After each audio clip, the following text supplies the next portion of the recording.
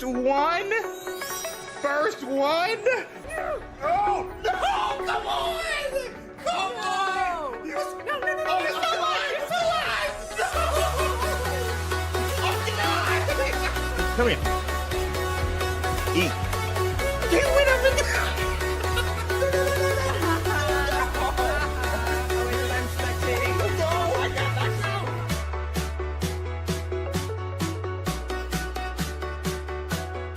Eric coming in like every night.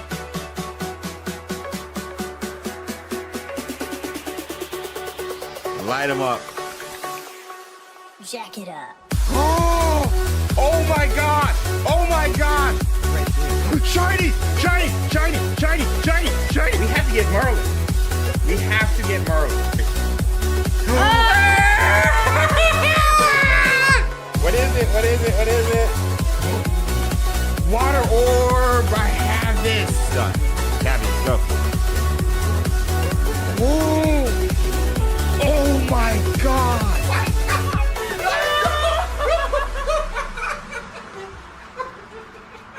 You know what the stakes are for this.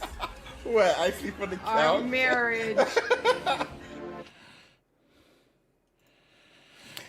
Microphone check. Microphone check. Check 2 1 2. What y'all gonna do? We got a Friday Wizarding Wednesday stream for you, Bars. Oh my gosh. Is the music playing? There we go. I got some music. All right, we got mic checks in the chat.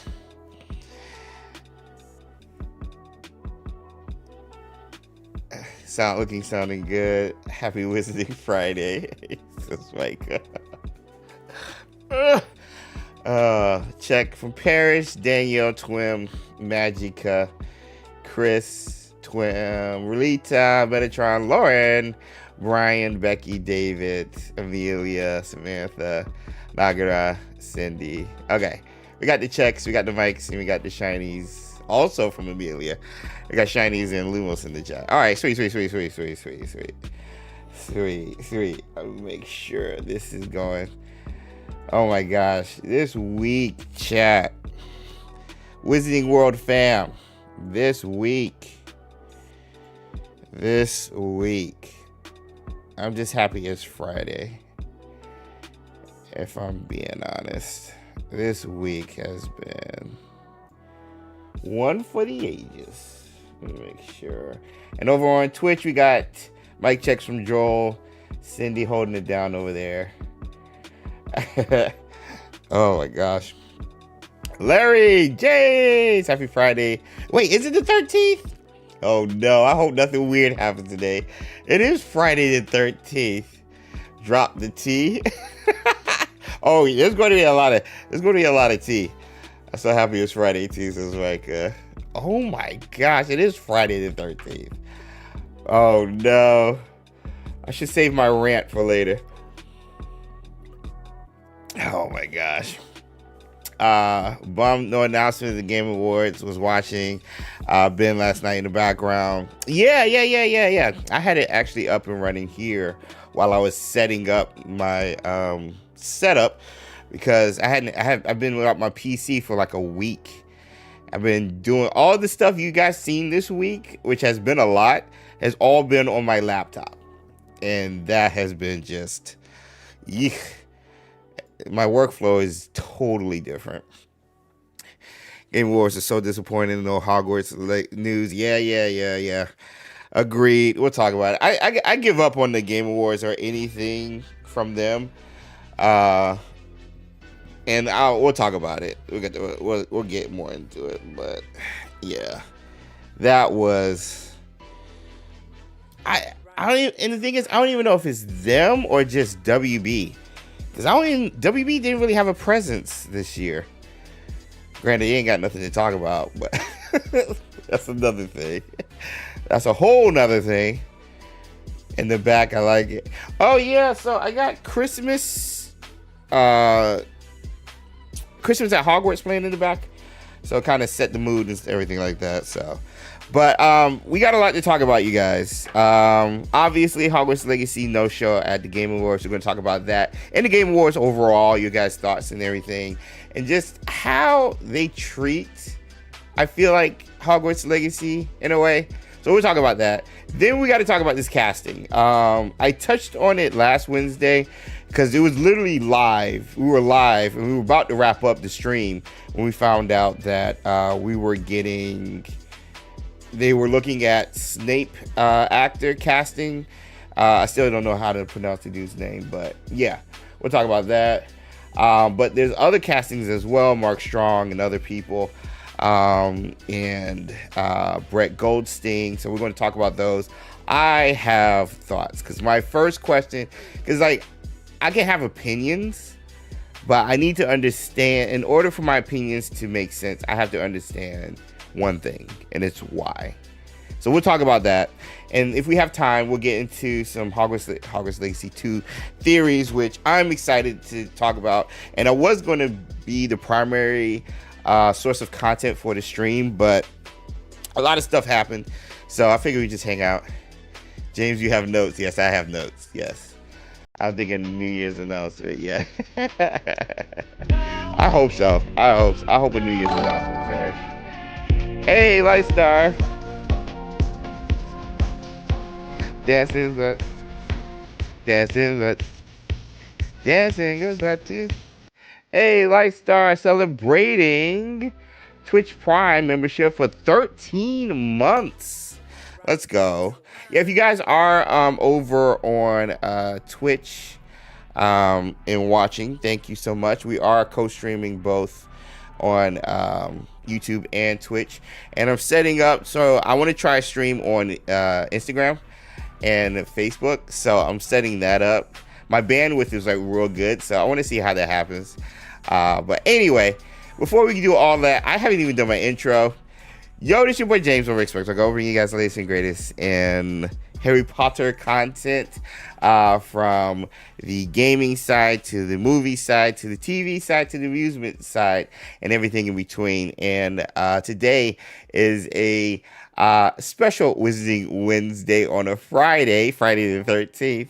And we're going to talk about a lot of things pertaining to the Wizarding world, or the Harry Potter world, which I still can't get over. And again, going from the no-show of Hogwarts Legacy at the Game Awards just last night to the new casting mill that is ablazing the Wizarding world. And then, of course, if we have time, some other notes on top of our weekly XpectoGO, XpectoMODE photos submitted from the community. We'll be highlighting that, and chocolate frogs and pirouettes if we get 100 likes over on YouTube. So all of that to say, yo, let's get this party started. Kindly tap, yeah, smash the like button if you guys are ready to talk. Has anyone seen the off-Broadway play Puffs? No, I haven't seen that one, Giovanni. Is it good? Is it good? Sounds amazing.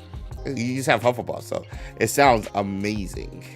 Whoa, we got Perez coming in with 20 months Patrona Squad. Sorry I'm late, but happy Wizarding Friday.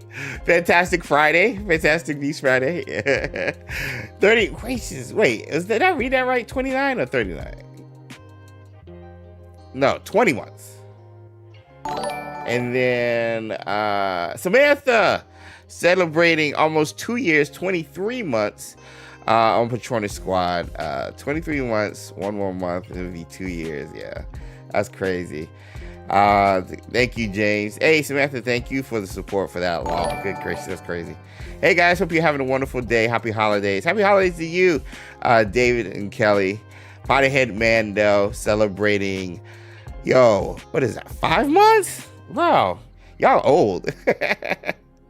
But yo, thanks for the love and support and everything. You guys are amazing. With Magica, aka Lee, celebrated 24 months right on the 2-year anniversary. Let's go.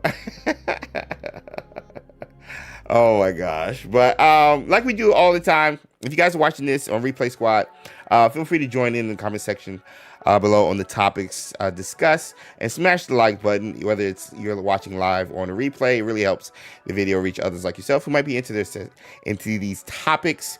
And I want to acknowledge the people who are watching live right now. Let me do this over here. So, quick trip. We got Abigail. Then we got Becky, Cindy, Danielle, join the squad. Then we got Eric, Giovanni.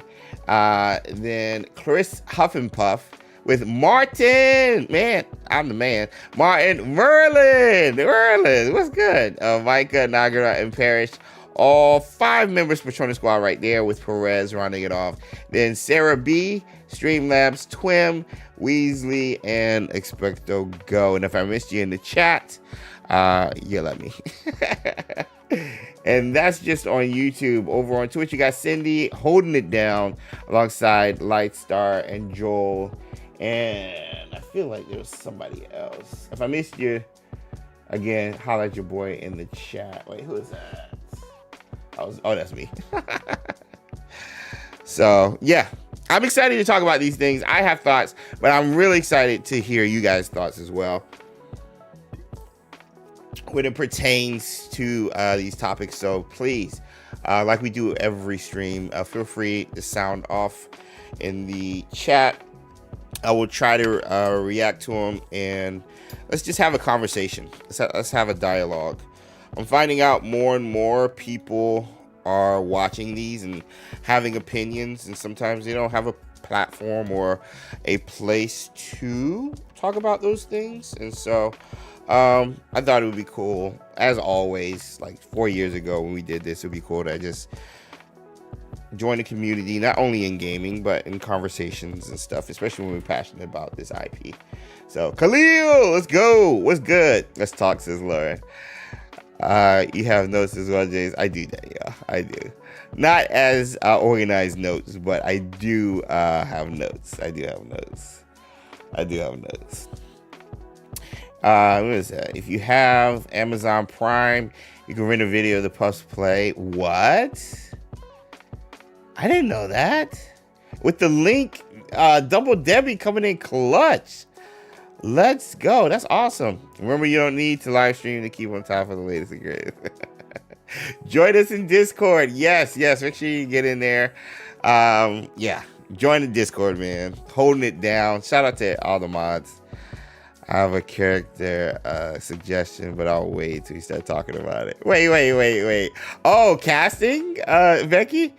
Active suggestion. Okay. That's what I thought. All right. So now, I got chat. Before we get into it, it has been a crazy week. So, for those of you guys who might not have known, I got early access to Indiana Jones in the Great Circle, the new Xbox Bethesda Machine Games title. I am loving the crap out of it. But I'm only loving it so much because Emma, my girl, Emma Frost 2.0, she couldn't handle it for whatever reason. Mind you, I have a 4090 GPU, that's a graphics card, and the current gen Intel chip, everything. And I was like, I would be on Steam or an Xbox because I got it for free. Thank you, Bethesda. And I had already planned on adding more RAM and storage. So I was like, I got to figure out what's going on. Because I was filming game footage. Like the first 2 playthroughs that you guys is up on the channel right now. And even my tips and tricks video for the game, which is blowing up. I recorded it. It took me like a day or 2 to record it. Because I couldn't record it no longer than 10 minutes. Because the game was shut down. It just shut down. No matter Xbox app, on Game Pass, or Steam. So I took Emma Frost 2.0 to Best Buy because I was like, I figured I'd get it looked at quick. They didn't know what was going on. I tried everything I could do, but they didn't know what was going on. And they had it for a week. And for a week, they've been trying to figure out what was going on. So first, I feel vindicated because I was doing what I could, but these so-called experts couldn't figure it out. So I was like, all right, I'm good. Like, I don't feel bad now. So come to find out, one of my RAM sticks was like faulty. 2 of the RAM sticks was faulty. So I have 64 gigs of RAM. So I was like, let me just get another 32. So they put that in. It was still doing it though once they switched the RAM out. I couldn't play for 10 minutes. So they were playing it. They were like, yeah, it's not still having the same issue. They tried it with different games, same issue. So long story short, it figured out it was something to do with Windows and the updates, whatever. So I was just like, what? So they had to wipe the computer completely, back up some of my stuff. They couldn't back up everything, and then put back like over 700 gigs of stuff, mostly videos and files and everything. But I had to re-update and re-download all the launchers, all of them. Whoa, I missed something. Martin! Whoa. Pause story. We got 20 gifted members. I need my gifts and nifflers in the chat. Martin, what in the world? Wait. Okay. White Star, Huff, The Flash, Carrie, Andrew, Marco, Direct, Anthony, Samantha, Virginia, Sears, who is this? Rot, Corey, Young Chu, Echo, welcome to Patronus Squad. Oh my gosh, make sure you thank Martin. Martin, man. Martin, thank you. Thank you. Thanks for spreading holiday cheer like this. Oh my gosh, thank you. Wow, thank you. Yeah. Oh, speechless. 20 bomb. Wow. Yeah, W's in the chat. Wow. Yeah. You guys, welcome to Patronus Squad. We actually have our Secret Santa coming up. I think it's next week. So it's gonna be a lot of fun. Corgi, Dad, what is good? Celebrating 8 months with Patronus Squad. What is good, Twitch? What's poppin'? How you doing this Friday? Oh my gosh. Wow, okay. Yeah, but anyway, yeah. Thanks for the subscription re-up over there, Corey. How you guys doing? How you feeling about the Raiders this week? But so yeah, so that's why I hadn't had my PC, which is why I wasn't able to stream Wednesday. I had just got the PC back yesterday, and I've been all the way to the day. I didn't realize how many stuff I had to re-upload. Like, so many stuff. And we have a hype train started by Corgi Tika over on... at least getting close to one over on Twitch. Aw, thank you. Hey, the Corgis. Hey, if we have any dog emotes, let me get some dog emotes in the chat over on YouTube and Twitch to represent the Corgis. And maybe if you got like a pirate for the Raiders to represent the Corgis as well.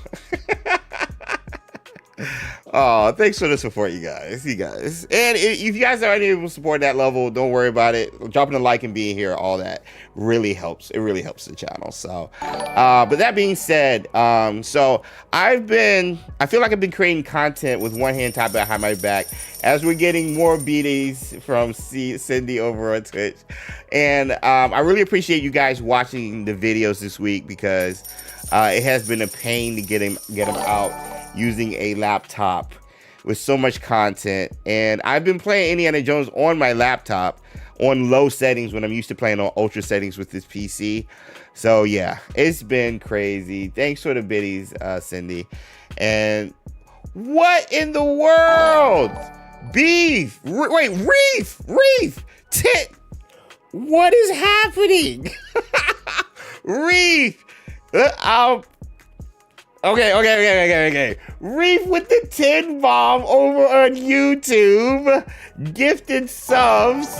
We got 10 new members of Patronus Squad. Oh my gosh, you guys. Thank you so much. If you just got a membership, thank Reef. How you doing? Happy holidays. Thank you. Gifts, emotes, Niffler emotes, all the emotes in the chat. Oh my gosh, you guys. Thank you. Thank you. Thank you. Oh, that was my last bit. Cindy, you didn't have to do that. Appreciate it, Cindy. Hope you're doing good. And we got a Wawa commercial in the back. Oh my gosh. But that is why, long story short, that's why we're streaming on a Friday. And I hope everything goes well because I had to reinstall my app so I can multi-stream and all that other stuff. So yeah, all that to say, that's what's been going on top of everything that's been happening with the game. So yeah, if you guys just got a membership, be sure to join the Discord and link your Discord account with your YouTube or Twitch account. That's a great way to stay up to date on what's going on in regards to the stuff behind the scenes that you are now privileged to, whether it's access to emotes during our streams or behind the scenes stuff that I have been able to put together for you guys that I'm looking forward to sharing hopefully soon, just based on timing. So yeah, and please keep the chat from yeah. So that being said, speaking of friendly, let's talk about the Game Awards. Let me get yo's in the chat. We're about to get it right into it. Let me get some yo's in the chat. Hogwarts Legacy, no show. Is there something to it? Yo's in the chat. Let's do latest and greatest, and we'll get right in. Hey, thanks for the gifted. Who is that? Corgi Chica to White Star. Oh, Corgi. You guys. I miss you guys, man. I gotta find time to hang out when I can. I miss y'all. It's always a double-edged sword, content creation. I have my head down. My playthroughs I've been recording. And like I think I put out a video like almost every day this week. But I just haven't seen you guys. And there's stuff I had to keep secret that I can't tell you guys about either. Oh, Corgi Dad gifted one. The Cloud Roth. The Corgis. Oh, man. All right, I'll see you guys on the other side. We're going to talk about the Game Awards. So we got yo's in the chat. Let's do the latest and greatest. It's over. I think the latest and greatest. Yeah, latest and greatest. Ryan Little.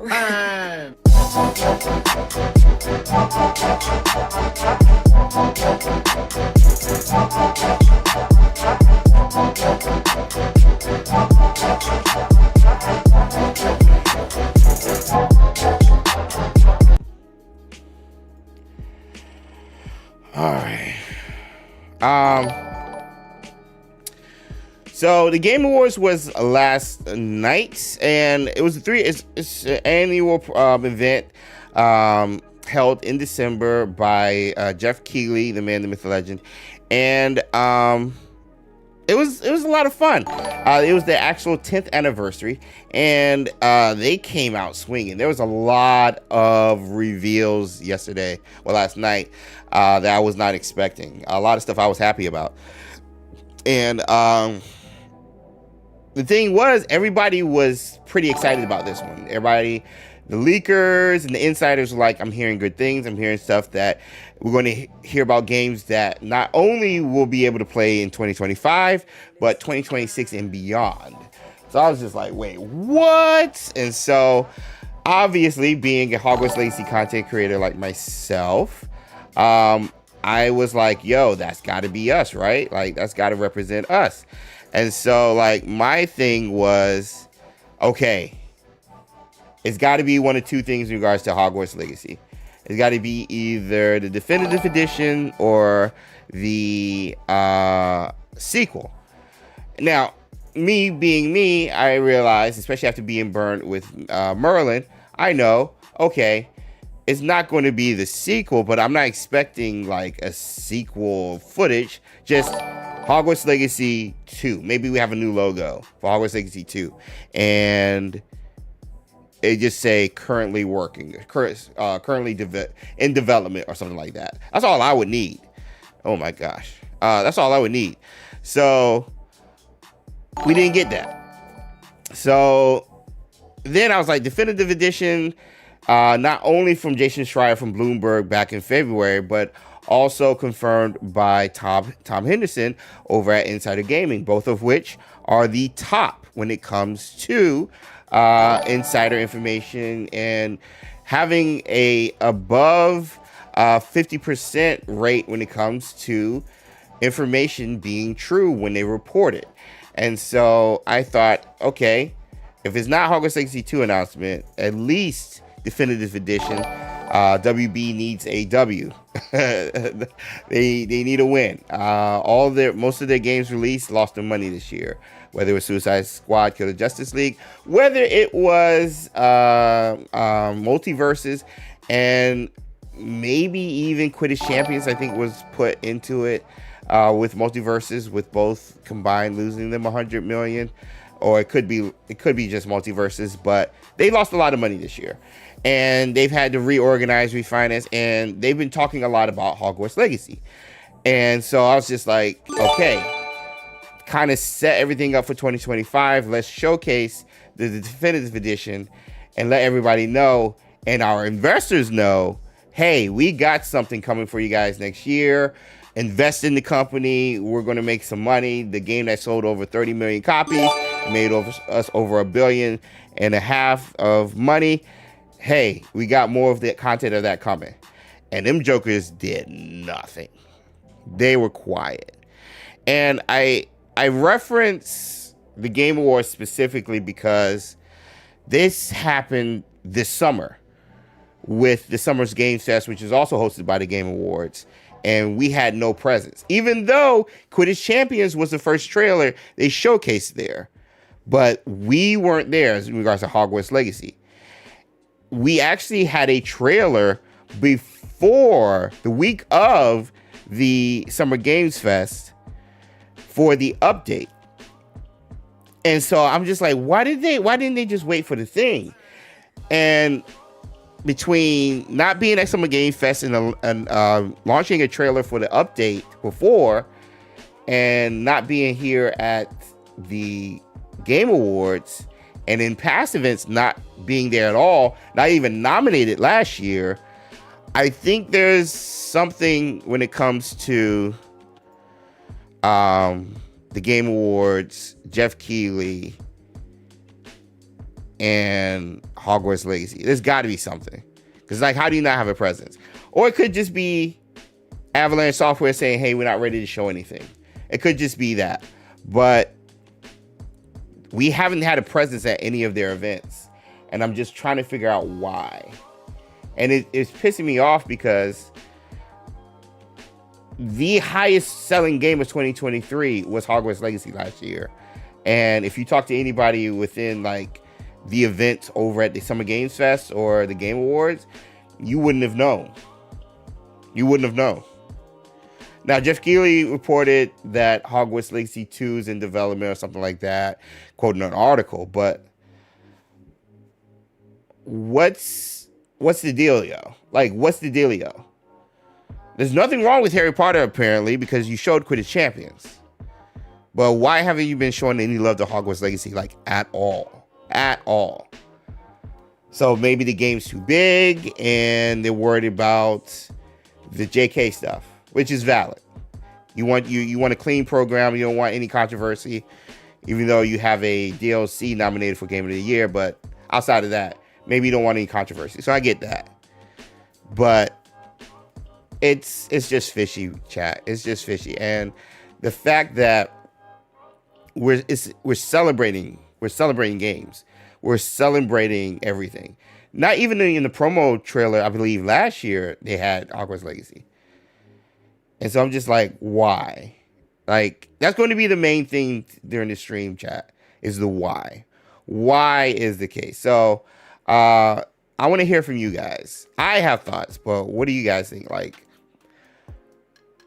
it could just be as simple as we're not ready, and then that's it. But I'm not just going off of last night. I'm going off of this summer. I'm going off of last Game Awards. I'm going off of last Summer Games Fest, because we weren't there either. After the game had released and sold like over 20 something, over 12 million copies in just a month. Like, what's the dealio? Is it the PlayStation contract?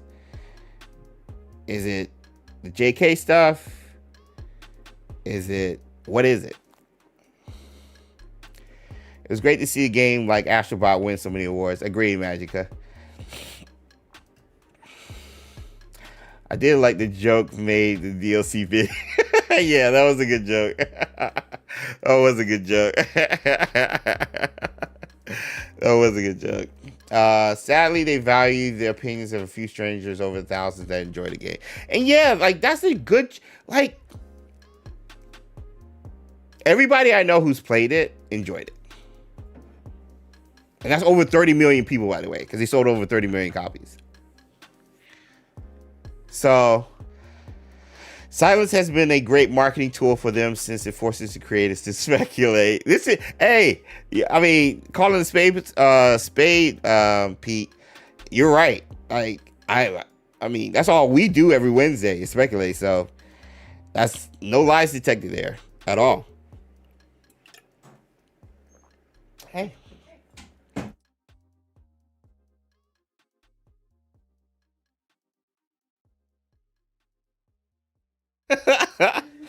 I hope I ordered it right.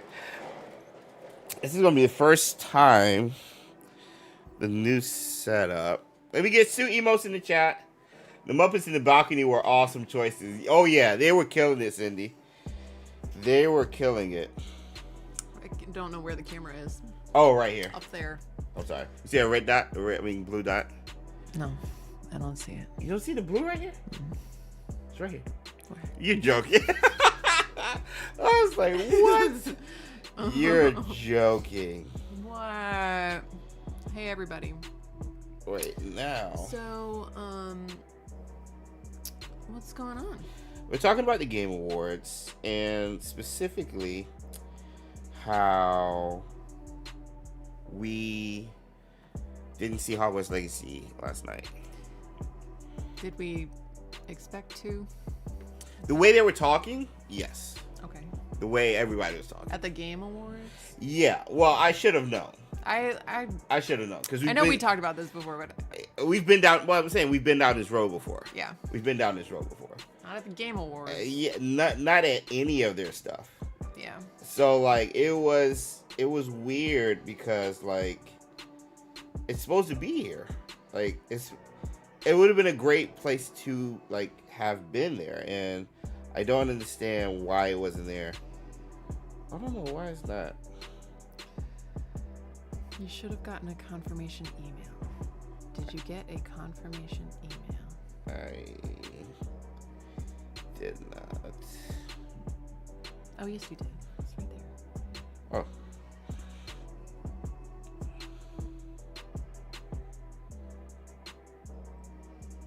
You can track it. Where? You don't have a link to track it? Where did you deliver it to? Here. Are you sure? I'm pretty sure.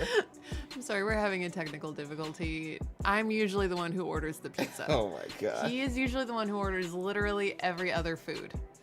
This is his first time. So we have to just give space for learning. And I'm gonna call them. oh, I can. Yeah, go ahead and call them. What? Can you track it?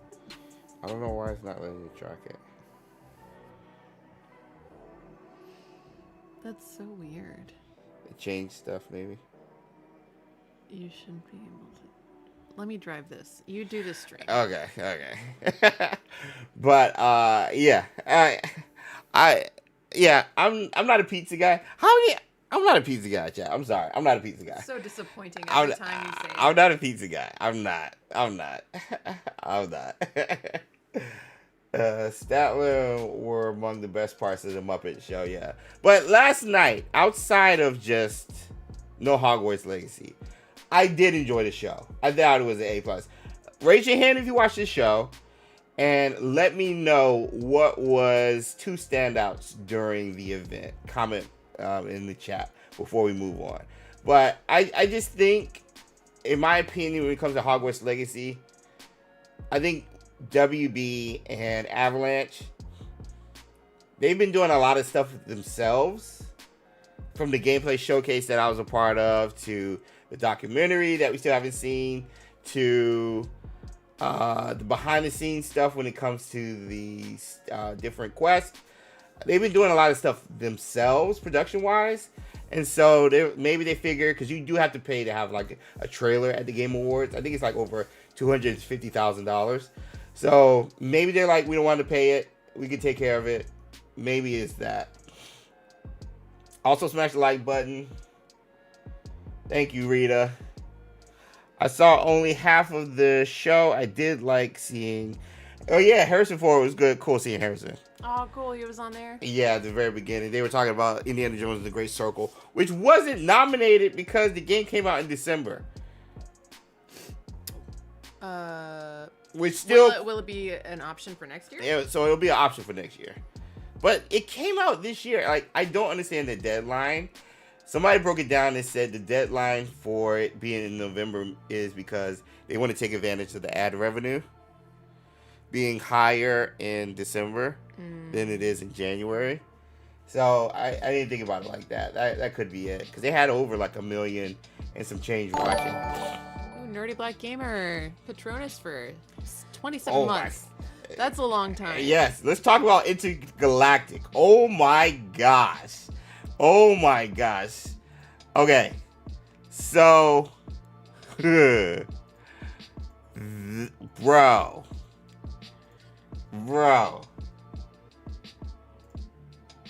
That Intergalactic was the highlight for me.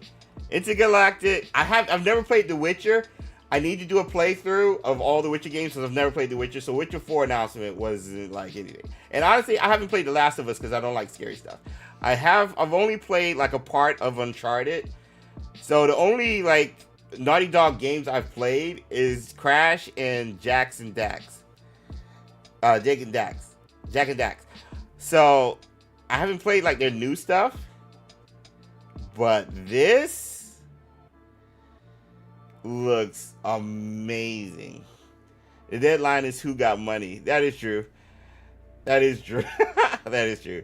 So this, what you guys are looking at now, is footage from your first look at the new IP coming from Naughty Dog. Again, the makers, the developers of The Last of Us, which is critically acclaimed everywhere. It has a TV show.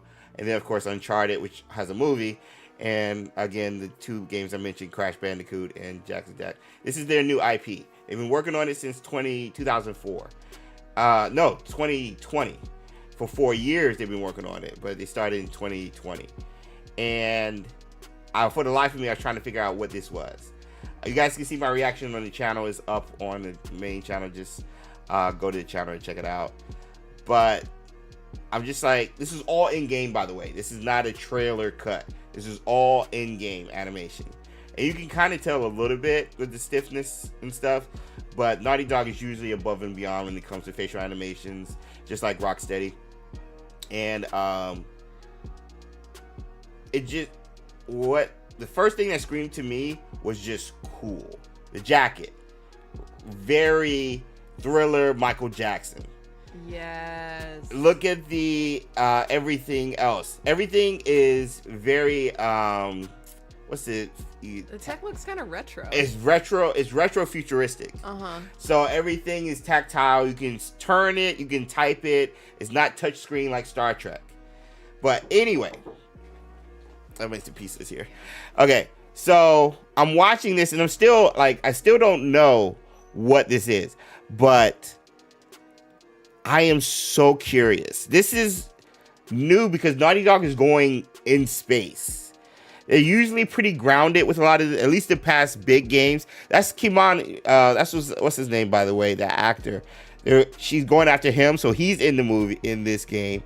But the fact that they're exploring space type gameplay, I hope we get some spaceships, something better than Star Wars Outlaws, but to the degree of Star Wars Outlaws in regards to the open world. I can still see this being linear, but the music. Let me turn off my eyes. Hold on.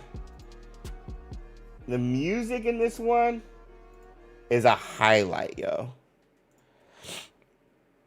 It's a highlight.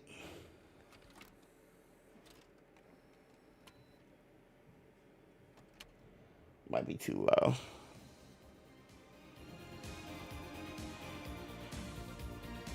The Adidas. For those of you guys who don't know, I'm an Adidas person. Like, everybody likes Jordans or whatever. I like Adidas. Porsche.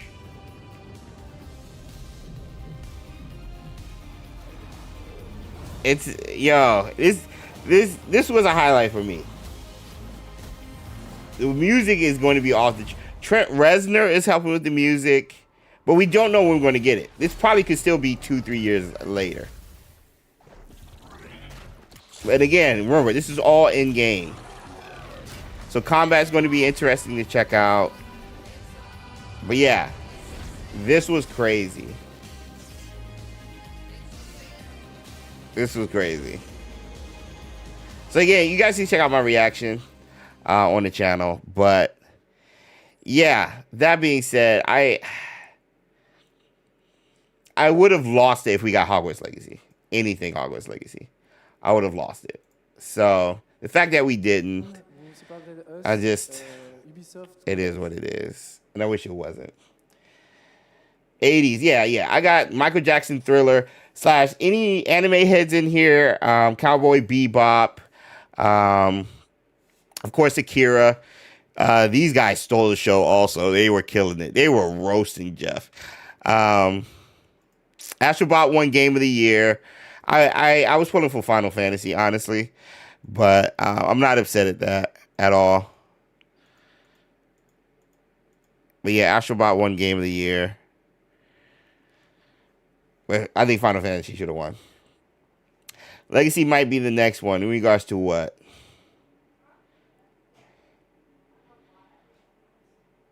Nothing beats the Shell Toad. Oh yeah, Danielle. You know. But yeah. That was the Game Awards. Overall, good time. Ben was hosting, was streaming. I know Alex over at Podcast Now was streaming. A couple of friends. I was popping in and out while I was updating my computer and stuff and trying to get her back to the swing of things and stuff with all my apps and programs that I needed to install just to be a content creator. Again, I didn't realize how much I needed. So, no show for Hogwarts Legacy, but I think overall this was a way better show than 2023. Seemed like Keeley took the notes not only from us but from the developers. Developers had longer time to talk. They were talking about the industry and how there's a ton of layoffs and how the higher ups aren't listening to them and not letting them be creative. And like I think it was Lorian, whoever made Baldur's Gate 3,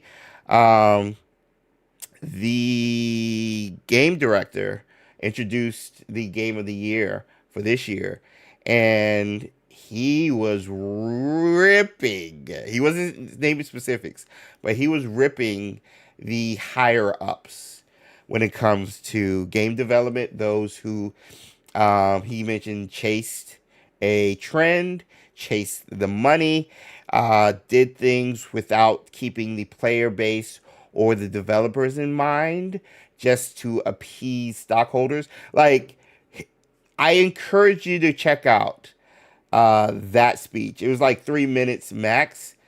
He was going off, and a lot of people were clapping. And there was a lot of people sharing the same thing when it comes to the gaming industry and how the higher-ups are making decisions that don't that's not going to help us as consumers or them, the people who are making it. They're just looking at it, oh, so and so is making money here, let's do that type of game, and not really understanding the why. Again, that's going to be the main thing during the stream. The why. Why is that company making a lot of money? Why is Hogwarts Legacy the highest selling game in 2023?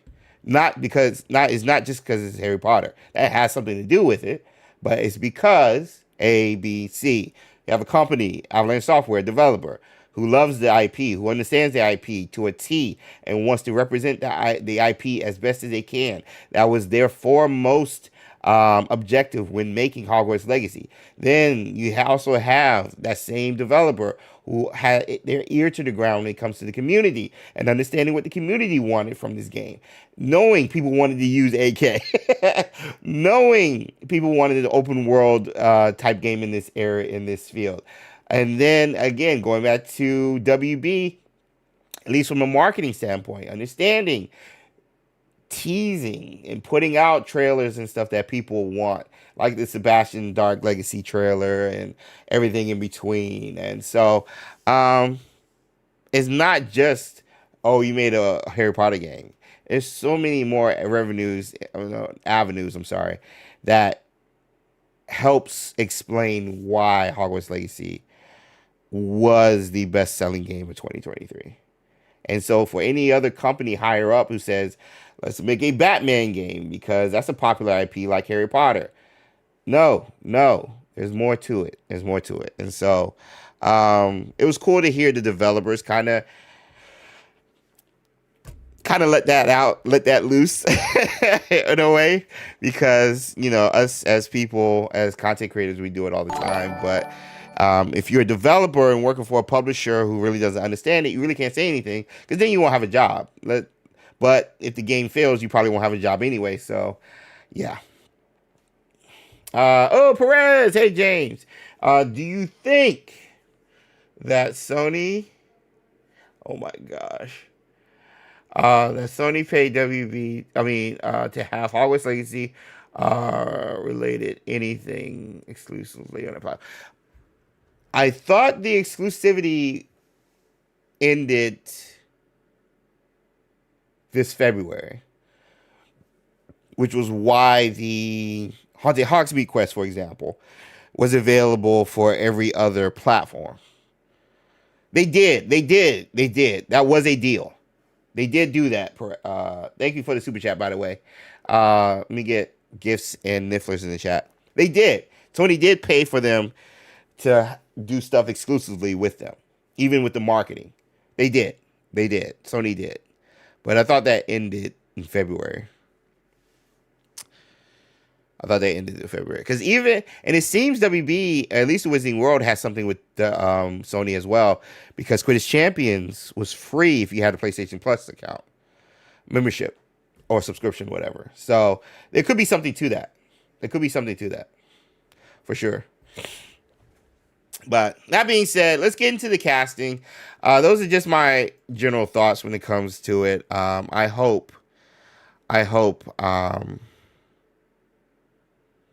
it's nothing more in regards to Hogwarts Legacy not being there at the Game Awards for the past couple of years. I hope it's just WB wanting to do their own thing, and cats like Eric Martin and Chandler Wood and Andrew and Alan too, all saying like, hey, instead of spending $250,000 to have your game appear at the Games Awards, we can just do our own thing in house and it'll get the same amount of views or whatever. So maybe I hope that's the case, and I hope it's not any ill will towards this amazing IP because of one person. I hope that's not the case, but we'll see. But that being said, speaking of one person, we're going to be talking about the casting for Harry Potter. So, buckle up. I'm not going to say that. I'll just say I have thoughts. So, yo's in the chat if you guys are down and ready to get into this, because I love to hear you guys' thoughts. I honestly love to hear you guys' thoughts. I respect you guys' thoughts the most because I know you guys put a lot of thought into it. The comments I'll get, like when I posted about Snape last week, it's just people just Twitter or YouTube comments. Rarely are you able to find something of substance when it comes to those types of comments, especially when race and stuff is involved. So I would love. Oh, you already had some?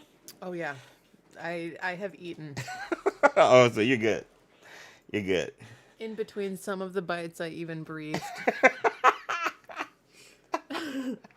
So yeah, let's get some yos in the chat. While we wait for Yo's, I will tell you, James, I was gonna order pizza tonight. I knew you were. I knew. No, you didn't. I did. You did not know that. I did. You don't know me. Because you and I both know we have no food in the. You don't know anything about me. We have no food in the. Maybe I would have ordered sushi. No, because you hate sushi. Oh, you would have done it for Samantha. me. Oh, that would have been so sweet. Maybe I would have ordered you sushi and we would all just watch. Oh my gosh, whatever. That would never happen. That would never happen. Oh my gosh. All right, I'm going to close this. I'm going to open that. I'm going to put that. All right, we're going to talk about the casting, Sue, so just get your thoughts ready. I'm going to get ready to not say a word. Why? This is a safe space. This is a safe space. This is the internet. Yeah, internet. Yeah. All right, let's go back to latest and greatest to see you guys on the other side. Over at XpectoGO, bring you guys the latest and greatest, latest and greatest, latest and greatest, the latest and greatest, latest and greatest. Ryan Little.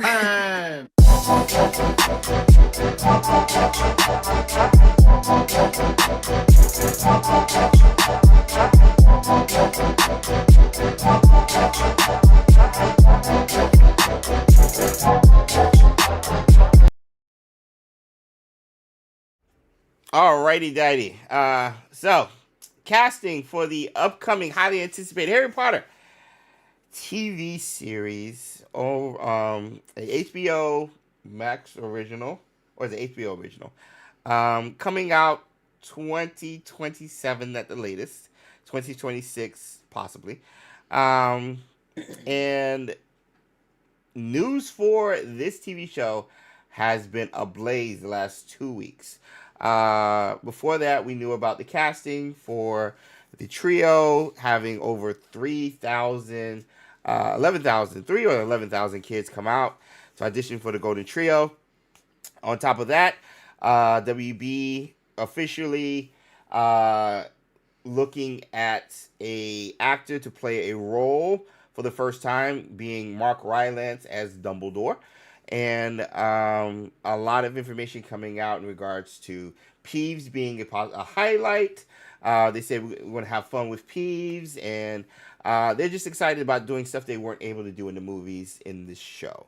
And that's why we thought this would be good. We also heard it's going to be 8 hours, so 8 episodes for the TV show, at least for the first season or two. I can see them expanding it further, but we do know now, as of late, that it's going to be 8 hours, so 8 episodes per season, which is, I think, pretty, that's really good for the first book, since it's small anyway. The first movie literally did just about everything in the book, so I think 8 hours is good. So, that being said, the casting, I talked about it last week briefly. We got word of their looking at a actor to fill the role of Snape, Severus Snape, and that actor being, how do you even pronounce that? I do not know how to pronounce his name. I don't want to get it wrong. Pape Essiedu. Let's say Essiedu. And let's put that up here. So, this was the big one. This was the first one.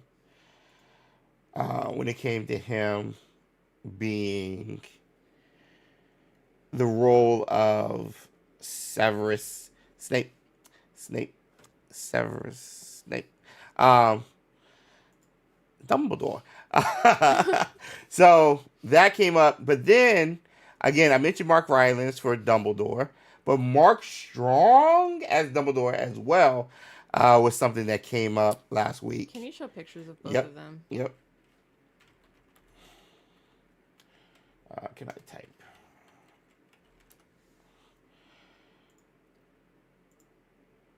Okay. Mark Strong is Dumbledore, and then Rylance. What? For Dumbledore as well. Totally different direction. Totally different direction. But Rylance was the one that came out first. Okay? So those are the two Dumbledores as of late. And this is not just like, oh, James heard something on TV about something. These are coming from Variety, Hollywood Reporter, and Deadline. The top trades when it comes to entertainment. They don't just post stuff for no reason, which is why we believe the Jason Schreier reporting about Hogwarts Legacy DLC or the Definitive Edition, because he works for Bloomberg, and they have a reputation of being right and having their ear to the ground when it comes to news and leaks and everything. So, hey, spooky. I want scary Dumbledore, and I think Mark Strong. Like, he would be terrifying as Dumbledore. You can see him being a real gray character, which is what Dumbledore is. Yeah. This guy looks too kindly. Yeah, he's the He looks first like two books. I was about to say he looks like book 1 Dumbledore. Mark Strong looks like book 6. Yeah. Or like all of history Dumbledore. He looks like Dumbledore as seen by another adult, and the other guy looks like Dumbledore as seen by Harry. Yeah. You know? I'm so used to not seeing him with nothing on his face. It's going to be weird to see him with the prosthetics and stuff in regards to his hair. Book 4 Dumbledore, he said calmly. He said calmly. Agree, Hillary. What's up, Hillary? By the way, so between the two, right quick, who do you prefer? And chat, who do you prefer? I don't know. If we had to, if this is who they boiled down to, Mark Strong or Mark Rylance. I don't know Mark Rylance. I don't know his people. I don't know him. I don't know. I like Mark Strong. I like Rylance. Of course you do. I like Rylance. Are they like what's Rylance in? The BFG. I haven't seen that. Okay. A lot of Steven Spielberg stuff you wouldn't have seen.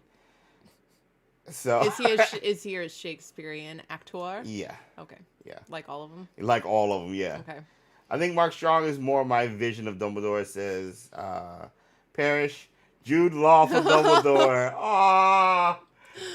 Cafe Fungus, yes. Rylance has more of a resemblance. I think he resembles it. He's got the kind eyes thing going. I like that Mark Strong doesn't. Yeah. Dumbledore is scary. He is like super intimidating. Like, he's one of the most powerful wizards there is. Zion Wars over on Twitch says Strong for me. Love the Potter pals. Okay, Rylance has excellent range. Don't be fooled by his face. That's what Parrish said. Yeah. I just haven't seen him be like evil or like mean. Well, Dumbledore is never mean. No, he has no, these very cutting but polite things that he says. Yeah. That just like, like he saw through me, but he's never like actively vicious. But I don't see the Dumbledore that Voldemort fears in this That's what I'm saying. Yeah, I don't see that. I want to see Dumbledore as seen by Voldemort. Yeah, I don't That's see. what I want to see. Yeah. I don't. Who could scare he who must not be named? Yeah. He just calls him Tom. I want the Dumbledore that calls Voldemort Tom, and this is not it. No. It's Mark Strong all the way. No, it's not. I rest my case. It's not. This is a man that calls Voldemort Tom. And has the respect of everybody in the Wizarding world. Yeah. You sold me. Yeah. You sold me. Yeah, Mark Strong. Yeah, you sold me on that one. I don't think I've sold everyone. Denibula said mannerisms, maybe everything, folks, not looks. True.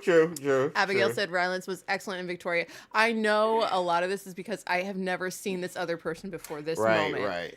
But Mark Strong has the range for the kind Dumbledore that Rylance obviously has the look for immediately. But Strong can portray that easily. I've seen him in so many stuff that he could do it. Rylance, I just haven't seen the dark side that I know Strong can get within his movies. It's amazing that what makeup can do these days. This is true. So those are the two front runners so far, unless we hear somebody else. Like, look at this picture. This for is Dumbledore. a Dumbledore expression. That is. I'm pointing that one right there. Yeah, that is. I think he could do it. No, I'm not saying he couldn't do it. I just think they would have to be moving in different directions. You know what I mean? Like Strong would have to be working to be playful and not scary to children. Right. Right. And Rylance would have to work on being the one who calls Voldemort Tom. That's you know, fair. like I feel like they're the opposite vision of it. Now, we also got two new castings in regards to names, at least, that are circling for Minerva McGonagall. And the first one being Sharon Morgan. Let me write her name there. While you write that down, Katie said, to me, Strong would be a better Voldemort contender. Yeah.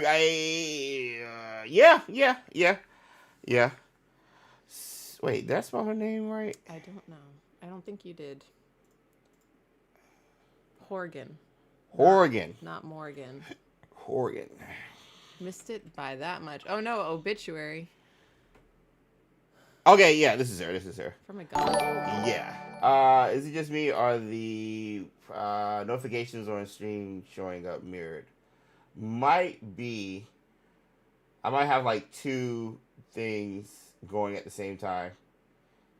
It doesn't look mirrored. No, I think I might have two things going at the same time.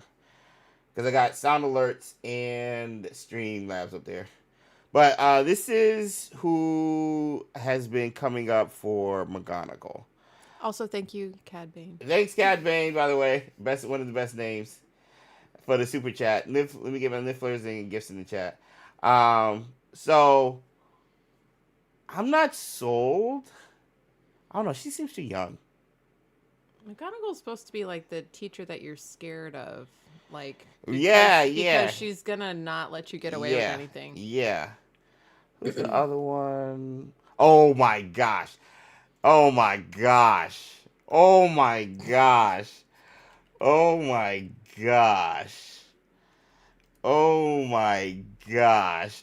As McGonagall? No. Well, she's older now. That's not 2004. I'm sorry.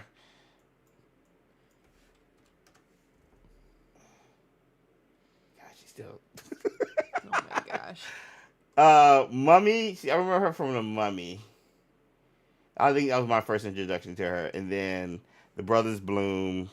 She was in The Mummy? Yeah, she was the love interest in The Mummy. What? That's her? Yeah. Oh my gosh.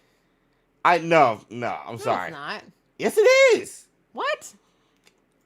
Oh, it is. You guys need to see The Brothers Bloom, by the way. Mark Ruffalo and Adrian Brody with Rachel Weisz. And Hagrid's in that movie, too. The soundtrack for The Brothers Bloom is That's her. Amazing. Look how young she is. Oh my goodness.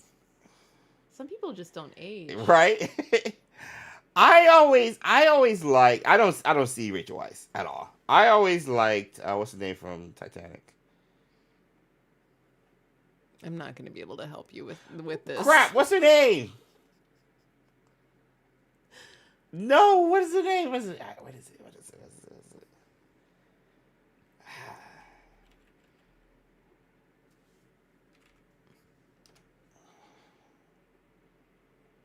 Oh my gosh. Kate Winslet. That's who it was. Kate Winslet. I always liked her from McGonagall. Like now. Is there like an older woman This actor who would be good? I agree. I'm sure there's a lot of other ones. I mean, I'm just asking a question. Yeah. Cersei wrote it. She's too young, AJ. She's too young. But I'm not sold on the McGonagall actresses that they've thrown out, if I'm being honest, chat. Abigail was thinking Helen Mirren or Judi Dench. Yeah. Isn't Judi Dench like Real old? Yeah. Helen Mirren I think is too old also. Kate Winslet as Molly. Yes, she would be great as Molly too. She would be good as Molly too. The red hair and stuff. Yeah, she'd be great as Molly. This is like older. She's got like a little bit of wrinkles. She would be a good Molly. Yeah, she would be a great Molly. What about her as Bellatrix? No. No? No. I feel like she could do it. She could. I think she could. Larry said, who will be cast as Merlin? And that is what I think we should take the rest of our time on today. No. But anyway, I'm not sold on the McGonagall casting at all yet. I'm not. Now, I think this is going to divide everybody. Hagrid, I don't see it. They've offered, apparently, if you guys have seen Ted Lasso, Brett Goldstein to be Hagrid. And I saw a lot of people online were like, yes. Some people were like, I don't see it. I don't see it. Why not? I don't see it. You're not going to see most of his face. You're going to see this part of his face. You're just going to see this. Hagrid's supposed to have black eyes. I know. I don't see it. Why? I just don't. He's too young and good looking, says Becky. No, says Abigail. Yeah, the students are supposed to have a crush on McGonagall. George Garcia's Hagrid. Yeah. Before we start getting into like suggestions, the JK issue will keep some A-list actors from this project. Rita. Oh yeah, for sure. Mm-hmm. Hagrid needs to be a rougher looking person to me. Hagrid was one of those guys who had kind eyes as well, and I can see that maybe here, but I don't buy the Brett Goldstein thing. Like, why? I've seen him in Ted. I have a strong opinion about him. I've seen him in Ted Lasso. He had like a quick cut scene in Thor: Love and Thunder. He's playing Hercules. And he's a comedian also. Like, a lot of people don't realize he started out as a comedian. But like, he has the acting chops. He has the heart. I'm just comparing him to Coltrane, man. I think someone funny would be great for Hagrid because sometimes he's just too big for whatever place he's in, and so I think a little bit of physical comedy would be great. But I need somebody who's actually big. I'm sorry. I need somebody who's actually like who has some weight. And he does. All the suggestions we've had over the past couple of Whizzing Wednesdays were better than Goldstein, because these guys had the face, had the kind of eyes, and had the weight. And I feel like he doesn't. Like, you're going to have to give him a bodysuit and all this other stuff. Just get a bigger guy. I don't know. I don't see it. This one I didn't like at all. I was fine with McGonagall. I was like, it was whatever. But it's Hagrid, man. I didn't like this one. You are a lot more passionate about this than you have about anything else. Yeah. Hey, Jay. Hey, Jay. Demigod Hades. Has Sue never watched Ted Lasso, Cindy? No, she has not. I have not. John Goodman, baby. Yeah, somebody like John Goodman, but John Goodman's not a Brit or is not from across the pond. AJ said Vincent D'Onofrio. Vincent D'Onofrio. Why do I know that name? Vincent D'Onofrio. Vincent D'Onofrio. Why do I know that name? Vincent D'Onofrio. Thanks for joining us on your break. Oh, Kingpin. No, he's already busy. I want to see what he looks like. I never remember people's names. Yeah, whenever we play 30 Seconds. But he's not. He's not Brit, yeah. But no, he would be great. He's got the look. Yeah, he would be great. But Denebla had a great point that people aren't thinking about, like, makeup and prosthetics when they're doing a yay or nay. True. And this is all very true. I mean, one of the best shows to come out in years, The Penguin, my boy, Colin Farrell. Unrecognizable. And he had to do 4 to 6 hours of makeup every time they shot. So I know it's possible. My thing is, you don't have to if you got a big guy like Vincent D'Onofrio. Or what's the guy from Hot Fuzz? What's the guy from Hot Fuzz? I don't know. Hold on. Timothy Dalton looks like the bad guy on The Rescuers Down Under. Yeah, Nick Frost. He said the bad guy. Am I wrong? You're not wrong. But yo, okay. Nick Frost.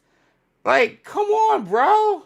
Oh yeah. Like that is eerie. They're right. It's right there. Like I like you're going for big names, bro. He's too skinny now. I know he's lost weight. But like you're going for big names and stuff, but like I'm just like, bro, like it's here. There's other actors like this already who's big. So I'm more. Yeah, I'd love to see some unknowns brought into. Yeah, I'll be down with unknowns, which leads us to Snape because he's been in stuff, but he's not like on the stratosphere of like a Goldstein or a Mark Strong or a Rylance. Like he's been in stuff, but when it comes to this one, this is the one that got like everybody just like asking like, okay. The popular word was woke was the thing everybody was saying, and there was stuff like that. And so my thing when it comes to Hi Jay, see you Jay, thanks for stopping by, homie. Bye guys, break is coming up to end. When do you go on actual break for like Christmas break and stuff like that? Let me know. But when it comes to this, like this is where I have, and I said it earlier. Why? That's the question I need answered first before I have like a strong opinion. Why? What is the reason for this? What is the reason for this actor? Hey! Celebrating 5 months of Patronus Squad. Nice. Chi Squared. I love it. Thanks for the support over on Twitch. And if you guys are on Twitch watching, make sure to follow. And if you have a YouTube channel, be sure to subscribe over here on YouTube. It's free, just like following, and it helps the channel. But my question is why? What's the direction narratively that has you wanting to cast a very well known and talented actor over across the pond who's I think won an Emmy or was nominated for a TV show, something. So my big question is why? Narratively why? Because we know what he's supposed to look like. Everybody knows what he's supposed to look like. Everybody who's read the book knows what he's supposed to look like. And none of who this actor looks like pairs with what the book says. None of it. About the hair being like curtains covering his face. Unless he had dreads or something to do it, which, God, I hope they don't do that. The nose. They even say sallow skin, which is where they got the Sebastian Sallow thing out, probably. The sallow skin doesn't even, like, matches. So, again, WB, JK, HBO, Max. Why? Why? I need a narrative reason as to why you're going to do, because he's going to go through so much just being this guy, this character. Even mentioned The actor in real life is the actor is going to go through so much just because he's mentioned with this role. Who was portrayed by Alan Rickman, which everybody says probably was the best casting out of all of the original Harry Potter stuff because he killed it. So now you're following up Alan Rickman and going a different direction. Now, might be because I think you mentioned it last week. Hey, Alan Rickman killed it. We can't see Snape any other way. Let's go a completely opposite direction just to get away from that shadow that Alan Rickman is going to cast over this character and this, this casting. And I get it. Like, I think everybody's going to cast a shadow from the movies. Because, I can't see anybody other than Gary Oldman, for Sirius. Even though they were all too old. All of them were too old. Even Rickman. But his acting kind of covered all of that. So again, WB, Max, HBO, JK. Why? Narratively. I forgot the name of the showrunner. How does this casting enhance the story you're telling that over millions upon millions of people have read, have watched, have studied, have obsessed over? Why? That's the question I need answered. And until they do that, I can't come in and be like, this is horrible casting. I can't. I want to because, you're putting a target on this actor. You are. I've gone through it personally. I've been told, James, you got to go to the showcase because you're black. They wanted a black person. Because, let's be honest, Harry Potter world is mostly white when it comes to the characters. We have our black characters. We talked about it last week. They do exist. But predominantly, the main characters are all white. Mostly even the professors who have speaking lines are all white. And it's the 90s, it's the UK, but I've been told, well, James, you don't have as many subs as T. Martin or as a Retro or whatever. So they put you in there because you're black. And I'm fearful of that happening to this actor because they said I was chosen just because it looks good on TV and it looks like we're being what's the word? Open to other. We're diversifying. We're celebrating diversity in the wizarding world, which a lot of people felt like wasn't the case back in the day. So they said we're going to do that now. We're going to celebrate diversity by having a black creator host our gameplay showcase. Not knowing, I've been following this game for over 3 years, put in the work. Most of my theories outside of Merlin was on point. All of it when I talked to the people. But again, just from the outset, that's what it looks like here. So I've been through it. And my thing is, if his casting doesn't help narratively expand the story that we already know, then why? Why? Because you're doing them a disservice. After last week, we went on X and just looked at the news and looked at the comments, and it seemed like a lot of people were saying what James says, just concern for the actor. Yeah, I was surprised to see that. People saying they're putting a target on his back, Yep. just setting him up to Yep. be attacked. Yep. Just because of how people are gonna react to it. Yeah. And I'm not necessarily saying don't do something out of fear. Right, Don't do something out of reputation. But if his casting doesn't make sense, then you're going to automatically take it to the DEI stuff or the stuff, the main words, the keywords that everybody likes to use nowadays online. That's the automatic direction it's going to go. And I think where we see it fail or just feel weird is when they take a role that was written as white and we're familiar with it as white, and you put in a person of a person of color. Yeah. But you don't change anything. Yes.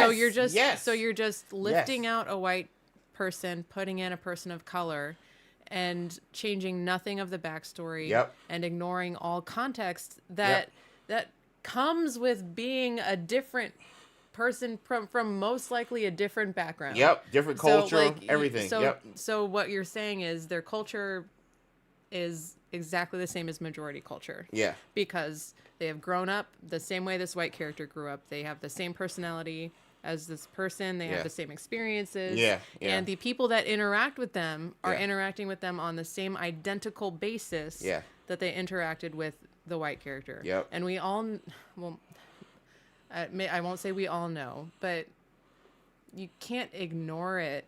You don't ignore it in real life. Yeah. You don't have to be doing anything on purpose to be doing something. And so you're always interacting with people within a context.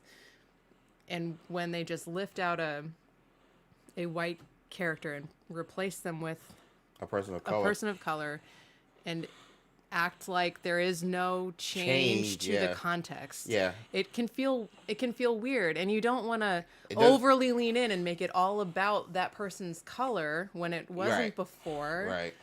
But there's just something about it that doesn't feel authentic. Yeah. It doesn't feel authentic. It doesn't feel genuine. When stuff like that, when castings has happened in that manner, it comes off as disingenuous and not authentic at all. And so, why? And especially what we know what happened to the character, bro. He's going to get picked on by the Marauders. He's going to get bullied by the Marauders. And like, what are you saying now? So, yeah, exactly. What are you saying So now what context, because now his colors changed, and he's getting bullied by the Marauders at a young age. So what context does that add to Snape's story overall? Are we highlighting that because he's a minority or a person of color? But then you also have the Snape who is way meaner in the books than he was in the movies. Yeah. And you have a person of color portraying that, who is way meaner to a kid. A person of color doing that. Just if we're going off optics, how does that look? So again, why? Like, if they were, because I knew this was going to happen. I didn't see Snape. I could see somebody else. I did not see Severus Snape at all. At all. Like, it just comes, it looks bad. If you're doing it just to diversify the cast, which everybody's going to say they are. And from the looks of it, it does feel like that. Especially when JK or whoever co-signed on Hermione being a person of color in the plays. It looks like they're just adding diversity just because this was an issue back in the day. It just feels like that. I'm going to call it spade a spade. That's what it looks like. And that's what everybody is saying. But I'm not going to prejudge it until I understand the why. And if narratively, if none of it makes sense, if they don't change, they have to change some aspect of his backstory based on what Sue was saying, culturally. They have to change some of it. Well, I mean, I just feel the whole conversation just feels unfair. Yeah. Because we didn't talk about any of the other actors this way. We were like, well, we talked about what they looked like. Yeah. But you don't need a strong why for the rest of them. No. And it just feels unfair because for him to, like, this is what the conversation is going to be. He's going to have to justify being there. It has been. And that doesn't feel fair either. When we found out last week, it was 25 minutes after the post was made by the Hollywood Reporter deadline on one of the major trades.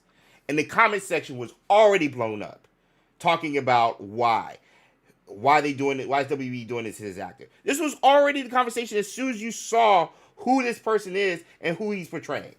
If it was anybody else, if it was Kingsley, if it was Lee Jordan, you're like, well, kind of old to be Lee, but okay, whatever. But it's Snape. Alan Rickman killed this dude, man, like, as an actor. And something that James, like, touched on a little bit, but he and I were talking about after the stream last week is Snape as a child and as an adult just looks uncared for. Mm-hmm. He he just looks, and Unkept. that's a big part Yes. of his childhood is he is neglected. Yes. And he doesn't have clothes that fit, and he is unclean, and he's just this weird kid who doesn't know how to talk to people. And so you're just like, so now that's a very big part of who Snape is, even as an adult. He doesn't take care of himself. Yes. And he and on top of that, he's bitter. He is mean. He is overcome with love for someone who rejected him over and over, and he never accepted it to that day. Yeah. Like, that is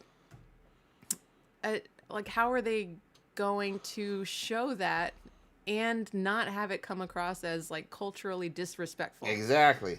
So like, because those are tropes, like stereotypical tropes that have sadly been associated with men of color, specifically abandonment, leaving people, black men leaving their families, which Snape was abandoned, unkept. What are you saying about him now, especially as a POC? Like, you're raising so many questions that don't need to be examined just with the casting. And so again, why? If they don't explain any of this narratively, then it's going to be a bad look. It really is. And because I know this actor's real good. I've seen one thing he's been in. I know he's capable. I know his background. I know he would kill it. And if I'm him with this IP, I would sign on immediately because it's a job and it's because it could lead to things moving forward. So for him as an actor, if he just decides to take this role, and he's like, I'm doing it just because I love what Alan Rickman did, and I want to add my swag to it to a degree with this IP. Yo, 110%, I'll be backing this cat up, just like anybody who's taking on a role of this magnitude that was so well done by the previous crew. But from a company, because I always told you guys, I always talk about leadership. Why are you doing this? They have to answer that. He doesn't. None of the actors have to answer that question. But the leadership, the writers, the directors, they have to answer that question. And if it's not something that will expand this beloved story or help bring out this character and bring a new light to the character that we already know, a new depth, then you're going to have some issues. You really are. We got a stupid chat in the thing. Umo, Sarah, thank you. Celebrating 18, what is that? 16 months. Patronus Squad. So people are saying they could see him as Remus Lupin. Yeah. That one's questionable too, though, because he turns into a werewolf. Yeah. So what do you want to do with that? Yeah. And then other people are saying Sirius Black, and then you could rethink the Black family. Yeah. I feel like I know why they don't want to do that. Yeah. You can't, if they're gonna do that, and they might still. Yeah. That can't be the only place that you add in people of color. Like, it just your last name is Black, and you're the black sheep of the family. It can't. It can't do it. He was the only Gryffindor. Like, yeah, you can't. There's no way. You can't do Sirius with this actor. You can't. Are not gonna run headfirst into a wall. I would be more okay with Lupin. It still would look weird, but I'd be more okay with Lupin than Severus. If you wanted to race swap, which is essentially what they're doing. If you wanted to go that route, if they throw out Lupin, I'd be okay with Lupin. But ideally, you don't. It's just trying to get more diversity not by promoting unfamiliar stories from different cultures and writers that are like putting it into existing. I said the same thing about with Disney because my cousins with the Little Mermaid, they were like, oh, it's cool. Like, they got, what's her name, to Haley Bailey or whatever. to be a Little Mermaid. It was cool, like her hair, and like my cousins have daughters, and they were like, oh, they liked her and stuff like that. But when we had like a serious conversation, they were like, we don't need it though. Like it's not like I don't think of the Little Mermaid and like, oh man, I wish she was black, or I don't think of like Jasmine or Belle or any other Disney princesses. We have one. We have one from the Princesses and Frog. So like like why like. So again, it just goes back to like why you're doing it. And Disney for sure has been doing it as of late. And my thing is just like I like these characters. What drew me to all of these characters, black, white, Asian, whatever, is their character, who they are as a person, how they act, how did they get through said struggle, what was their story arc, why did I connect with them? There was one thing I might have attached with Lily, sacrifice. Oh man, like that's who I want to be as a parent. Lily, not black, not a man at all, just a mother. I can connect with that, and I don't have to be a mother to do that. Like I just feel like connection is so far deeper than surface level. It really is, and you don't need to have race swapping to connect with a minority group. You don't. There's a reason Harry connects with everybody. When you go to the Wizarding World of Harry Potter in Orlando or LA, you see all walks of life, all ages, all background, ethnicities. It's not because we have Kingsley in there because he's black and Cho Chang or whatever. No. It's because we all connect with the Wizarding World and what Harry represented, who the teachers represented. It's not skin. It's not based off how they look. It's based on the characters, bro. And so, like, why? Like, why? If you're doing it just to check a box, bro, like, you're going to get flack. And deservedly so. I don't care. Like, you're deservedly so going to get flack. You are. Because you're not looking at it in the right way.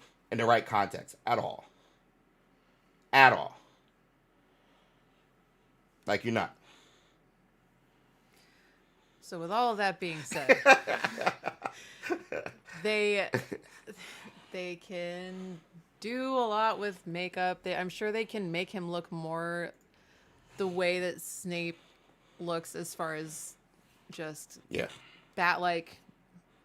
He's supposed to look greasy haired. Like, so I have a really hard time picturing it, but none of it makes sense. He seems to have the acting capabilities. It's a really complex character. I am very interested to see how they address the context that you're bringing in. Sallow skin is literally the description of the character. Yeah. Snape, yeah. I mean, like, I am fine letting go of how people look. Like, I'm fine with that. Yeah.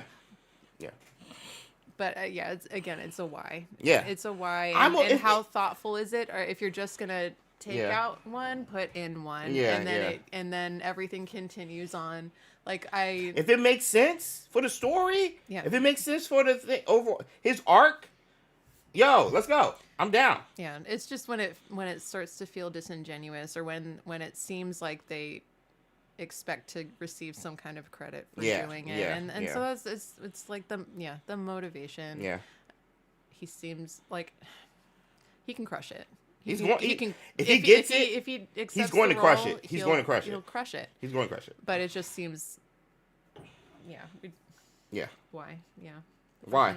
So it's not a question of can he? Yeah, at all. It's never been the case. Yeah. And I don't look at him again. I've been saying this leadership has been the key thing this year, chat.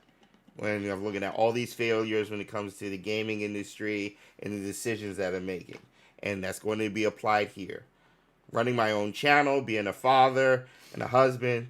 And I'm like, okay, leadership is huge. Coaching now, I'm like, leadership is huge. Decision making is huge. Whether you just come up upon a decision yourself or delegate and able to communicate your decision and able to listen to other people for feedback to make the best decision.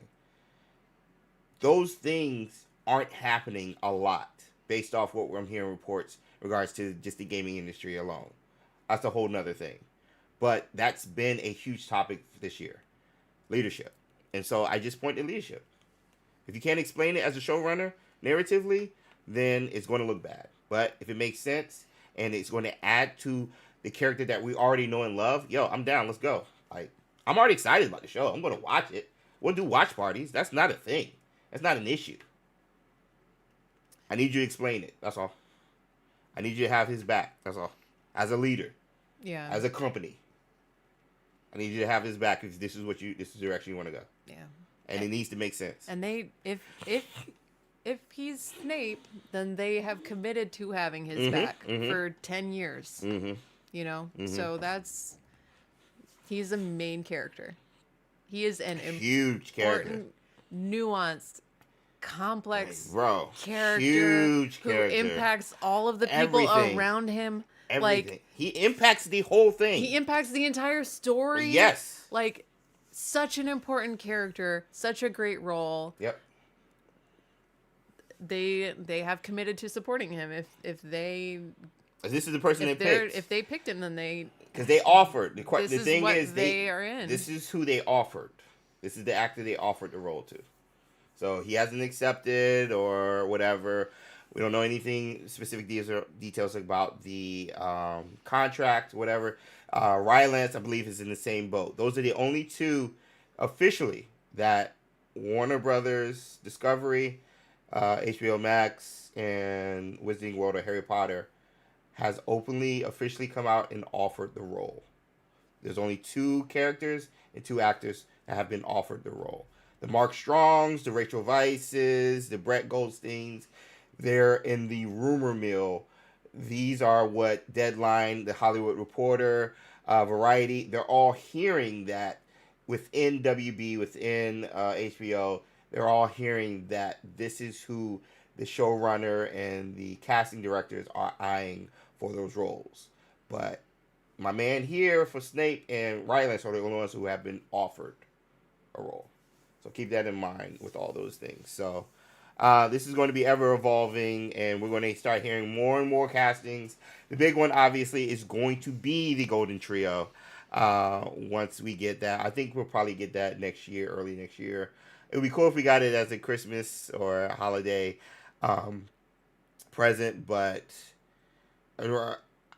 knowing WB and having worked with them around the holiday season, they are out of the offices. I'll just say that. So if they were going to do an announcement, it would have been like now. So I think we'll get an announcement next year. Because then they'll probably want to do like a live stream or of the people or whatever. Like, I don't think it's going to be one of those things where the trade picks up and just post a picture. I don't think it's going to be anything like that. I think it's going to be a big deal. I can see it being on Harry Potter's YouTube channel or the website. And like, here's your next Harry Potter, Hermione Granger and Ron Weasley. Boom, they come out. Boom, boom, boom. So I don't think we'll get anything until next year. But these rumors we're going to keep getting more and more about. But there's only 2 that are like official regards to offered roles so far. So we'll see. But like we always say, we're hoping for the best. Yeah, it could work out great. He could be the Snape that everybody thinks about. Mm-hmm. You know, 5 years from now, he could be the first person people think about when they think about Snape. Yeah. I feel like that would be the best, most awesome case. You know what I mean? Like, Retro and Luke Stevens had just came back from Universal, and they were saying like, you know, Daniel Radcliffe and Rupert Grint and Emma Watson, they're still like all over the place. But I was like, that's got to change once the TV show comes out. Like, oh yeah, they gotta highlight the new cats now. Always remember, hey, thank you. Thank you. I still hate the fact that this is not going to be animation. They'll do it with the same non-unique format to reboot HP. That's just our. Yeah. It would be cool if it was like Studio Ghibli style animation. I think it would benefit. I think Fantastic Beasts might be the next bet for that one. But, excuse me, but I agree. Imagine the series failed because it's just basically the same movies. It's toxic. Haters Harry P is going to. Yeah, yeah. I think because the movies left so much meat on the bone. Was this the saying? Because they didn't do a lot. They left a lot in regards to the books. Um, and they have promised this is going to be a direct adaptation. That's a quote. So it's funny when the casting is like this, but I don't think it matters what other people say.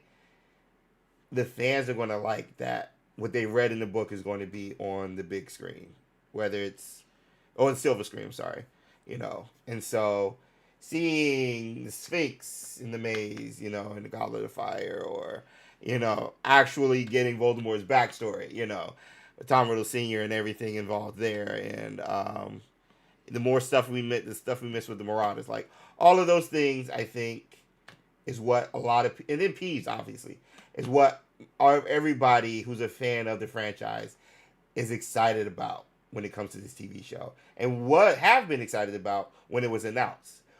8 hours instead of the 2 hours dedicated just to the first book, bro. It's the shortest one. It's the shortest, yes. Or maybe Chamber of Secrets is just as short, but like that's a slow burn to the highest extent, and that's so much character development.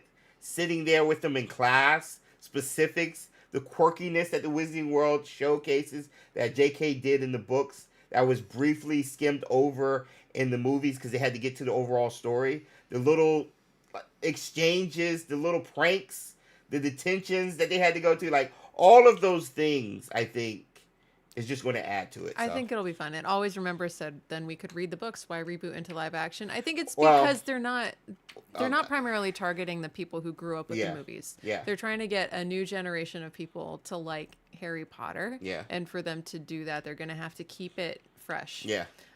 So like I think kids these days are used to, they have a shorter attention span, so they're gonna need more switching and more dynamic scenes and like more like going from one shot to another, like faster shots and stuff. I mean, and what's his name? Because that's a great question. Like, then why do it now? Like, and the head of WB Games and the marketing for is in the Variety article, but they all said after Hogwarts Legacy, they feel like this is the perfect timing to take advantage of it. And obviously money is involved. Like, that's why you reboot the franchise. Yeah. Obviously. Because if they write something new, it's a risk. Yeah. But they can be pretty confident that people will watch this and that they'll make a lot of money off of it, and they aren't in a place right now where they can do anything risky financially. Yeah. So like, and I mean, that's the reason they made the movies in the first place, the first movies. Because of money. They want to make more money off of this IP. Yeah, that is the real why. That is the real why. Because they can make money off of it. They know this is a beloved But story. We don't care because it was so well done. Yeah. And we got to see it on the big screen, and we got to see it in live action. And that's how most Harry Potter fans are right now. We know the reason they're doing it because of money. But this is going to be a direct adaptation. We have 8 hours. Even more possibly when we get to the further seasons or the further later in the book series. So even more time to explore what we've only read about. Now we get to see it. That's why people are excited about it. That's the why for us fans. The why for the producers is money. For the people who are already fans, we want to see like a Marauders show or like a different, like we want to see something new from the Wizarding World, but they already have us. Yeah. They want to get new people in. Their risk was Fantastic Beasts. Yeah. See how that turned out. Their risk was Fantastic Beasts. Yeah. But I agree, animation is in some way, shape, or form within the Wizarding World is a must-have. I really do. Let me pitch Newt and Friends. It is a child's cartoon / cozy game. Similar to Puffin Rock aesthetic and maybe even a Pokemon. Pokemon mixed with Puffin Rock in regards to aesthetic, but overall drive with Newt going and visiting different friends, just like Ash Ketchum visiting different Pokemon friends, and along the way getting into mishaps and stuff. but learning a lesson at the end of the episode. Yeah. I mean, that's just something we've been talking about for the past 2-3 years almost. But animation for sure in the Wizarding World is a must-have, and I hope if this show is a success, it branches out and allows spin-offs, not only in live action but in other mediums. So we'll see. Danelle said, pitch it. Oh my gosh. So that being said, we got the time check from Rita. What time is it? 6:59. 6:59. Oh, so it's exactly 2 hours. It'll start at 5. Nice. So that being said, so is WB betting on using Anastasia for money, but if they mess it up. Oh yeah. Oh no. Yeah. Yeah. They know how important this is. Customers talk with their wallets, but look, Harry Potter World doing great. Yeah. You know, like, aren't they building another one or like expanding it? Yeah, like yeah. they are making money. They are making money. They just spent over some $100 million to expand the Orlando with the Ministry of Magic attraction coming down there in the Wizarding World of Harry Potter. Harry Potter's making money. It's not going to WB though. WB is just trying to catch that pie. Mechanic Chaos wants you to be cast as Merlin. I feel that people would be okay with that casting. I would be cool with that casting. Oh, we forgot to pitch the Hallmark Wizarding World holiday movie. We haven't written that yet. Yeah, give us 30 minutes. We'll have a screenplay together. You guys, every weekend since Thanksgiving, and did we do it before Thanksgiving? Sue and I have been going on a movie date. We will put on and just find a random horrible Christmas movie. Any horrible Hallmark Christmas movie type. We will sit down. I will get snacks. I got a bucket of the mixed popcorn tin.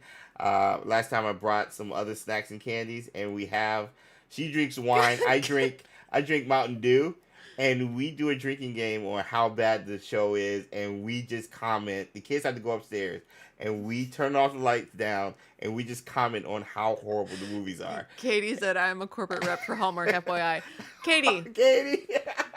Wait, let's talk. What? Would Hallmark be interested in a Wizarding World holiday movie? It would be magical and filled with love. Oh my gosh. And probably snow and also butterbeer. Don't worry about the copyright stuff. I'm good. I got to end with WB, so we're good there. And technically, we haven't even watched Hallmark Christmas movies. It's like lower. It's lower than that. Than that. It's like a family channel, something. Some kind of. It's a channel I have never heard of before. Yeah. And there's just always something about it that we're going to do it tomorrow. We're going to do it tomorrow. Makes you feel uncomfortable to look at the characters. I don't know what it is. Many of the actual real people in these movies are Uncanny Valley. Yeah. And I don't know why, but that's where they just land. I don't know what channel it is, but they're hard to watch but also fun to watch because like the lighting is weird, like from like half of the scene will be lit one way and then the other half will be lit another way, and then we watched one where they made mistakes with the sound. There were entire like 10-second portions where there was no sound and you could tell there was supposed to be music over, but they missed it. Or when they do the over the shoulder shot and the person who's over the shoulder they're shooting over is talking, but the head doesn't match the stuff, so it's just ADR, like it's just voice. It's so funny. It's so funny. And they always have a store. There was one we were watching. I think it was like Christmas by Candlelight or something. This man has an entire storefront for his candle business, but all of the candles are white and the same size. They're all white. And they're all this big. And he's lighting all of them. And he lights all of them all the time. Bro, your product. Like, what are you doing, bro? What are you doing, man? Yeah. And he's like very principled about like his ingredients and his candles. He goes out into nature and does it. So obviously he's impressed. It's so good. I would encourage you to do it with your best friend or significant other or family members. If you guys have a Saturday. We're doing it tomorrow night. Just sit down, get some wine. I'm drinking Mountain Dew Blue Volt. It's fun. And get some popcorn, get some sweet snacks, whatever, and just watch a horrible holiday movie. Katie said, "Hey, the movies are definitely campy, but you all love us anyway." Yep, Side note: I'm yep. in marketing, not movie production. Katie, that's It's the fine. Same thing. It's the same thing. You got Like, foot in the door. you can tell it's on purpose, Yeah. and that's why I think it's fun Yeah. because it's very winky. Yeah, Like they're like, we know this is why you They like own these it. movies. They're owning it. Yeah, they yeah. lean into it. Yeah, yeah. That's why it's fun. Yeah. If we thought it was by accident, that would be something else. That would make it a different watching experience. Yeah. Yeah. Yeah. It's fun, but yeah, that's our pitch for the Wizarding World one. We'll get that going. Okay. We gotta get that going.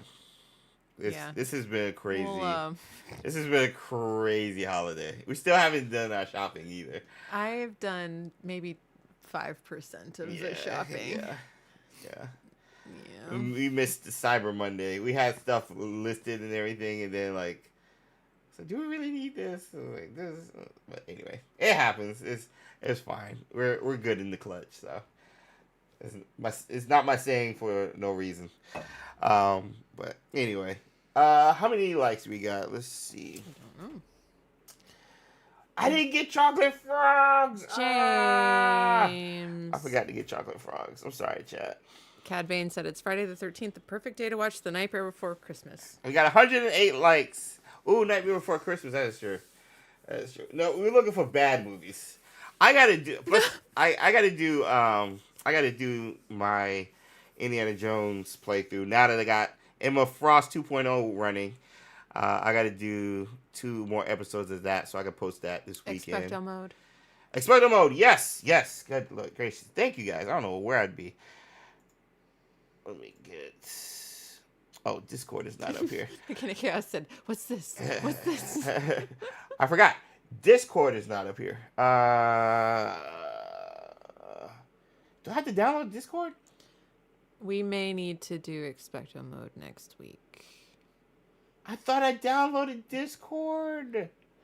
Do you want to have them vote on this week's topic or this week's theme, and then we can? I thought I had everything downloaded. Well, yeah. Oh, Denebula said the theme was winter. Yeah, it was winter. I remember. I said we were going to do it. I thought I downloaded it. Hold on. Cindy said bean. Mechanic Chaos said log on the web version. Yeah. So that way. Where's my phone? Yeah. And I download the app with latest. While he does that, I'm going to tell you about my favorite scene in a Christmas movie of all time, of the cheesy Christmas movie variety. It's a movie, I think it's The Christmas Wedding Planner. And there's a scene all the way at the end, and it is a crucial scene in the story. It is like when the two of them finally talk through their big misunderstanding and like decide that they are in love with each other. And clearly half of the scene was reshot, but not at the same location. So they're like, in the original shoot, they are outside of a church. And then you can tell that portions of that scene were replaced with dialogue that was clearly recorded at a separate time. The lighting is completely different. You can tell they're in front of a green screen, and it is so funny. It is amazing. Digitalina said, so 5 minutes left in the movie. Yeah. Yeah. All the way at the end. And you can just watch the lighting just go wildly different as the camera angles change, and it is hilarious to me every time, and I love it. I can't even handle it. How does that look? It should look bigger. Looks amazing. All right, so good look. Yeah, make sure I download the app. But for those of you guys who are just joining us, it's supposed to be a summer thing, but we've just kept it going. But the photo mode feature that was introduced in Hogwarts Legacy, we wanted to highlight it, and I enjoy taking photos, and I was like, let's do it as a community. So ever since the feature was brought in, we decided to host themes surrounding the feature, that everybody would participate in who would want to participate, and highlight those photos based on the theme every Wizarding Wednesday. Now, obviously, it's Friday the 13th, but we've kept this going for a long time, and we have you guys vote on the theme for the following week. And this week's theme was winter. Oh yeah, if you're triggered by the red dots, Warning. Warning. Oh my gosh, Marvel Rivals. I need to get in there. I got invited to the partner program for Marvel Rivals, by the way. If you guys play Marvel Rivals, I'm gonna need some help because I'm supposed to make content. If I don't, I'm gonna get kicked out of the program. So my plan was to stream, so that be my content, so I don't have to make guides because I'm still playing through Indiana Jones, and I'm working with Bethesda on that. And so NetEase is doing my Rivals. They're like, hey, we need you to make content. So I was like, once my PC is back, I can stream it. So if you guys are into Marvel Rivals, stream it on Twitch. Yeah, I am. Nice. But if you guys are into Marvel Rivals, hit up your boy. I need some teammates. But anyway, so this theme was winter. So this is the first. I love the angle. Yeah. That's not really a Dutch angle, is it? No, it's like the lens is like wide angle. Is that what yeah, it is? yeah. Yes, wide angle. It would be a fun game to stream. Yeah, I'm gonna stream it on Twitch, Parrish. Play with me, thinking Loki or Psylocke. Ooh, nice. Okay. Perez, we watched Jingle All the Way as well. Okay. Play with Storm Metatron. Okay. I'll make a channel. But these pictures are from Lauren. I'll make a Marvel Rivals channel. Whoa. Pretty. I like the sky. You used to have an issue in photo mode with the winter stuff sometimes because it wouldn't automatically all show. Or was it fall? I couldn't remember. But the snow, God, it looks gorgeous. Ooh. Oh, white star. Cool. Got the feet in the water. I love doing that. Getting the feet touching, going underwater a little bit. The sound effects. Nice contrast, too, with the onyx hippogriff compared to the white snow in the background, too. That's just gorgeous. Ooh, we haven't had sunsets. Or sunrise. This is sunrise. The sun sets on the other side. I like how a lot of them are featuring Hogwarts. Yeah. Yeah, I'm pretty sure this is a sunrise. Let me know if I'm wrong, White Star. Looks like a few people forgot to put in their pictures. You can put them in. Yeah, we'll do them next week. Yeah, we'll do them next week if I didn't forgot to put them in. Again, this was a weird week. Yeah, I think I'm pretty sure this is sunrise. I don't know why I'm fixated on it, but I've watched it so many times. I believe the sun sets over here, and it rises over here. I could be wrong. This is from Alexis. Is this just an aerial shot? Yeah. No way. Hogsmeade. How'd you get this high? Wait, is this Hogsmeade? Yeah, it has to be. But you can't fly in Hogsmeade. How'd you get this high? Or outside? That's outside Hogsmeade. That tree right there is outside. Oh. I think you can actually fly over there. Okay. They must have been right outside. Right on the edge. Yeah. Okay. I was about to say, how'd you get this high? This was the work week. Bro, this week is just... You aren't kidding about that. She was saying she had a crazy week. Like, this week is just... It's like the jobs where everybody knows, like, hey...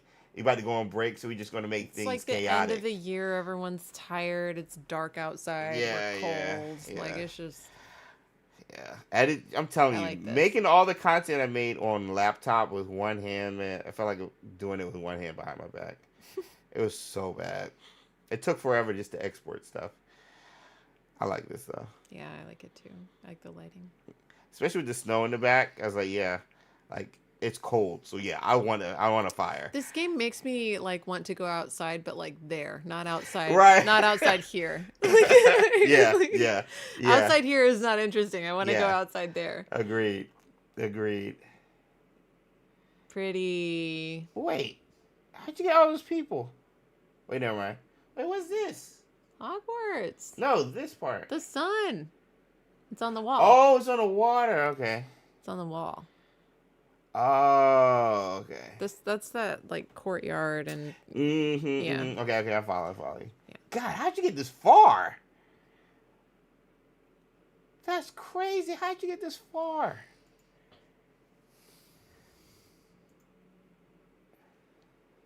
Cute. Tough. That's tough. That's tough. It's so pensive. That's tough. Lost in thought. I like the tree in the back, too. Yeah. The I like bokeh. it. I love the bokeh in this. Yeah. That's tough. Ooh, I already know I like this one. Look at the Oh! How? What? lighting! That is great. Squat up. Squat up. That is great. That's tough. That's tough. I love it. Oh my gosh. Who is that?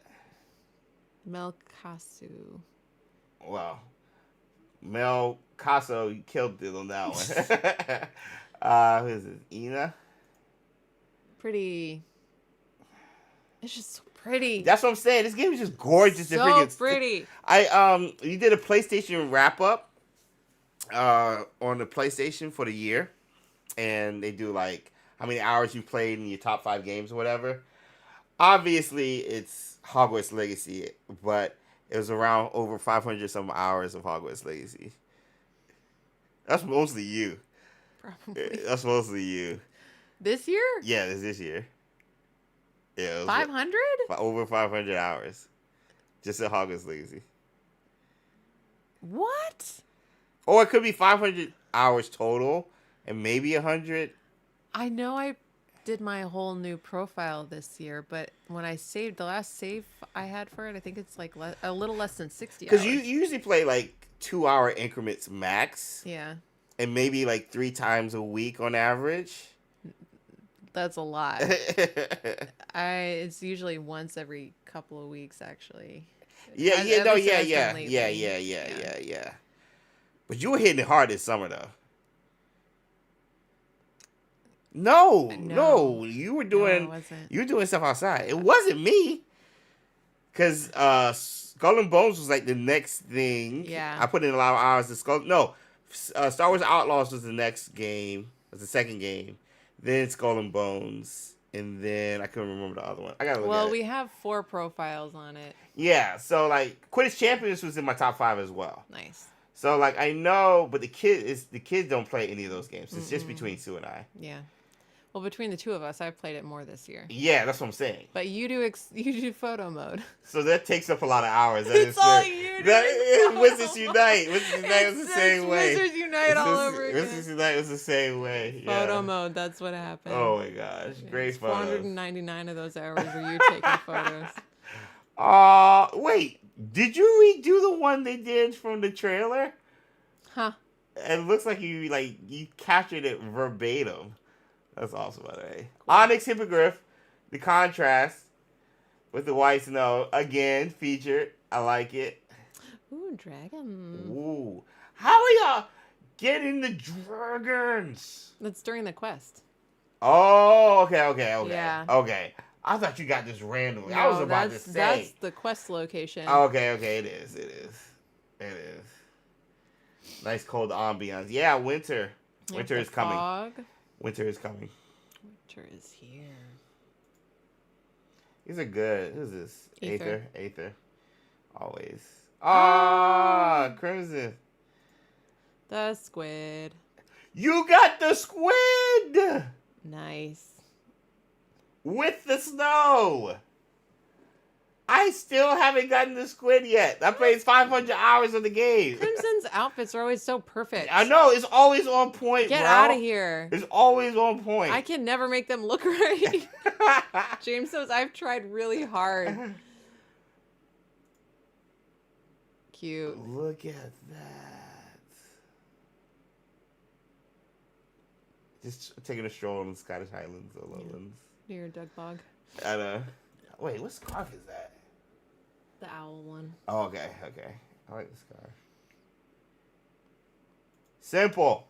I love it. Oh, drunk. Oh, yay. Yeah. That's so pretty. Yeah. In the best common room. Let's go, man. Whatever. Don't pat me. Don't patronize me. I know you need this. Right? Oh, this is gorgeous. They did It such a looks good so job. cozy. Also, I'm like, bro, take all the time you need, Avalanche. Don't rush the second one. Yeah. I can hype it up for 3 years if I need to. That's not an issue. Oh man, that's tough. What's the fit with the hood too? It looks like the game. Yeah. Wait, is that all black? That's just it's a school hood with the hood up. Oh, okay. Yeah. Okay, I didn't see the wrist thing. That's tough. Yeah. See ya, Becky. See ya, Becky. As always, thanks again for hanging out. That's Shy, okay. Moon Lily. There you go. Cool. Yeah. Whoa. How'd you get the trees? That's awesome. How'd you get the trees in the foreground? Pretty. Moon Lily said that was my favorite shot I've taken so far in winter. Yeah. I can see why. Yeah. No, that's a great shot, Lily. It looks amazing. How'd you get the tree in the foreground like that? Where? You must have just taken off. I'm trying to figure out where exactly is that. Moon Lily said by playing a lot with the camera. Okay. Because I was about to say, that's hard. That's hard to do right here. Bye, Jasper. See you, Jasper Jack. And this is Anthony. Ooh, in the school. Okay. Yes. Look at the lighting. You know what would be fun? If we could, like, make mods to the school outside of the room of requirement. Yeah. That'd be awesome. I'm sure there's something in there you could do. I'm sure there is. That looks beautiful. That is gorgeous. Gorgeous. I love it. Thank you, guys. Real quick, theme for the next one. And if you didn't get a chance to submit, again, feel free to do so. If you didn't get a chance to do this past week's theme, feel free to post and just let us know, hey, I missed out. But suggestions for the next one, right quick, before we do our pirouettes and get out of here. I'm trying to think. XpectoMODE. I want to do a tree. Tree? Yeah. So like a Christmas tree or like a cool outside tree? Holiday tree. Holiday tree. Yeah. So I'll put that one up there. Can you do like a Christmas cottage? Just find the cutest little winterified cottage. Do the cottages get winter decorations? I don't know. I know we can do a holiday Hogsmeade photo. Ooh, holiday Hogsmeade, yes. Yeah. Denebula said Christmas-ish might be a good one since we won't be streaming 2 weeks from now. True. Yeah, next one will be the last one before Christmas. Room of Requirement Christmas.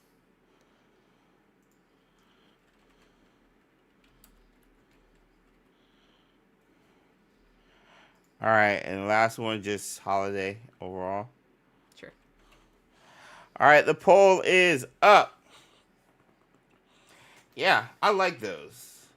I'm so glad you guys are actually like enjoying the feature. Also, I know Avalanche is appreciating that because it's something they still highlight on their website in regards to some of you guys' photos and stuff. So keep taking photos. I'm part of like the Ubisoft Creator Program, and they have like events for photos and stuff.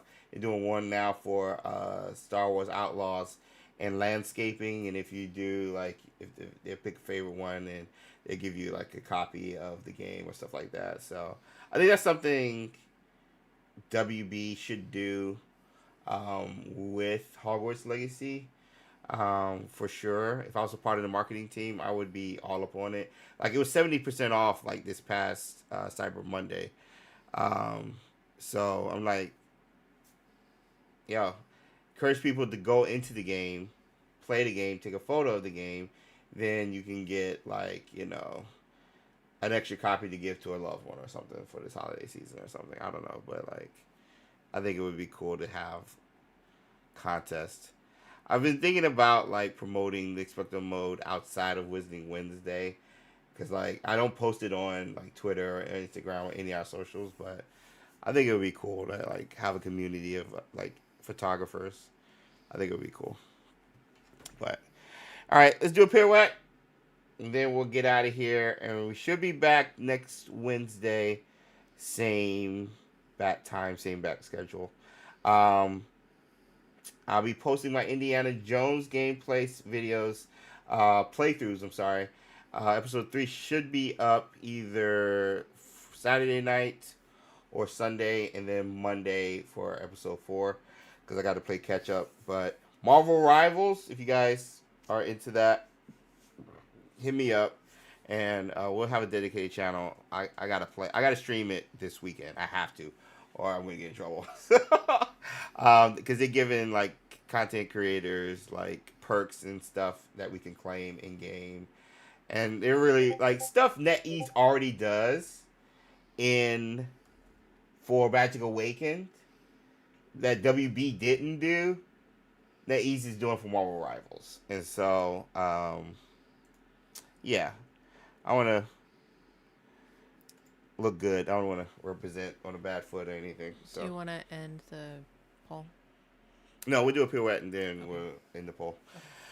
All right, thank you guys for the likes. We got 110 likes. We had a bunch of you guys here. It really helps the video. So thank you. Oof. I'm gonna eat some pizza. Oops. Oh, let's switch to that one.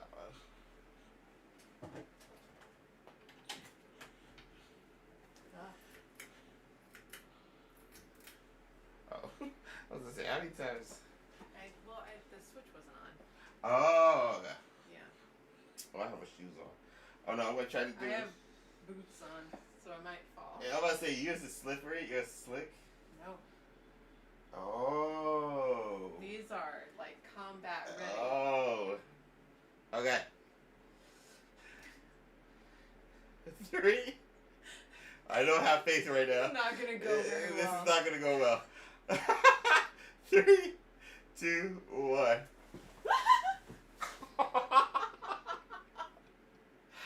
I got it. Oh my gosh.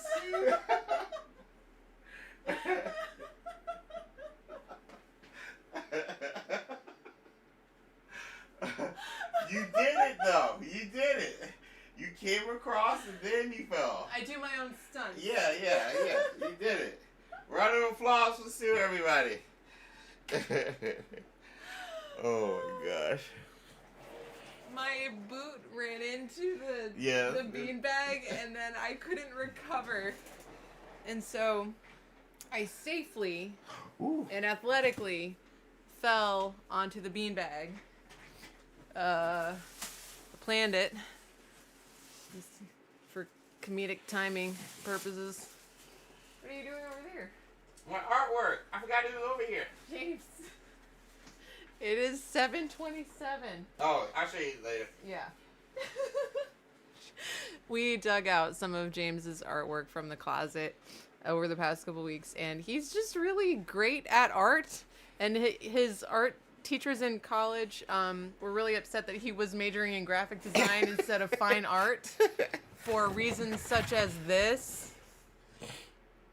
He drew this with pencils. I don't know what you drew it with. What? Chalk. Chalk. Yeah, chalk. Something. Working on drawing hands. And we drew a hand holding something. Wait, where's the camera? Oh, yeah, it's right there. It's right there. Yeah. James did that. So, anyway, the reason I have him out because I'm going to hang him up. I'm going to have like a little gallery. We're going to have a gallery wall, and it's all going to be James's art. We got like family coming over. So, like, I got to straighten up the garage and everything and stuff. Yeah, because they're going to be hanging out mainly in the garage. Yeah. I want the house to look like, whatever. Whatever. The garage. The garage. That's where they're going to be. Let me in the chat. Moon Lily said, excellent shading. Thank you. Denebula said, worth it if you can do art like that. Nick and Angie said, looks great. Thank you. No, I can draw. I'll just say that. I can draw. I'm good. Moon Lily also said, nothing was broken. LOL, just beautiful. 10 out of 10 pirouette. And A. Ramos said, I still got a 10. So I got 10 out of 10 for humor from Rita. Rita's gonna always give you a 10 out of 10. Rita's gonna co-sign like our oldest does with you anytime. It's because Rita it's an automatic understands. co-sign. It's an automatic co-sign with Rita. Rita gets it. There's bias there. No. What? I got a -5 penalty. You fell. Mechanic chaos for what? You fell. I fell onto the beanbag. You still fell. That's where I'm supposed to fall. The hard part of spinning is staying up. Perfectly executed fall. The hard part of spinning is staying up. James, I feel like you've never seen an action movie. That's the movie. The hardest part That's the movie you think I saw. doing the stunt without getting hurt, James. I spun with all my heart. Larry said, bro is an artist. Bro is an artist. Yeah, I try not to tell people. Paris said it was a graceful landing +5. I don't understand any of this metric system and scoring systems. I need this written out. I need to know how y'all judge this stuff. He just threw out a +5. I don't just can't. Like, this makes no Danelle sense. said, James, do a portrait of Sue. Larry White said, action dancing. You get it, Larry. I did a watercolor portrait of Sue for your birthday a couple of years ago. I think it was for Mother's Day. Mother's Day. He did it with unconventional colors, and it has been on the wall for a really long time. I love it. And he did it in like 10 minutes also. No big deal. It looks just like her. It's very recognizable, and you can't even see my whole face. All right. Anyway, I think it's dying. Open There's like a widget. thing. I don't know what to do with that. Poor stream status. Oh no. Oh no. I'll change it. Yeah, we'll fix it. It's fine. I think it's a sign. But that being said, portrait of Sue. Yeah, it's a quick watercolor one. Nothing crazy. You can take a picture of it. Yeah, post the thing. Yeah. Yeah. He's gonna be like, no big deal. I just whatever. It was a while ago. We'll feature more artwork from Wizarding Wednesdays until I run out of it. It'll be the new XpectoMODE. It'll be Chocolate Frogs, Pirouetee, James art stuff. You can continue going that.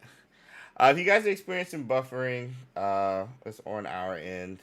I gotta adapt the settings. You guys know I changed stuff, so trying to get it right. But anyway, that's just our cue to leave, so I can go eat some pizza and play some Indiana Jones and make more content because gotta finish the year strong. But anyway, thanks you guys for joining us on a Wednesday. Oh, excellent connection now. Oh, nice. It must have been something with the thing. It's because you were making fun of me for falling.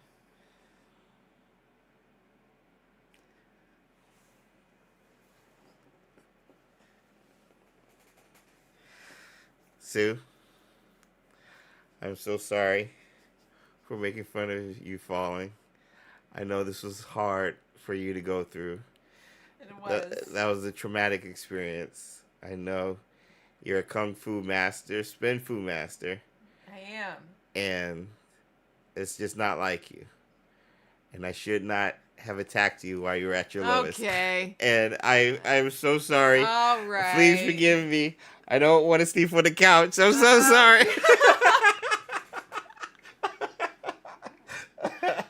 This guy. We're going to get out of here. Love you guys. Thanks for hanging out. Yeah, we'll connect about Marvel Rivals, but we'll be back next week, Wizarding Wednesday. What was the theme that won? I ended the thing. What was the theme? I closed the poll. You did not. I thought I did. You maybe thought about it. Holiday Hogsmeade is the theme next week. So get your photos ready.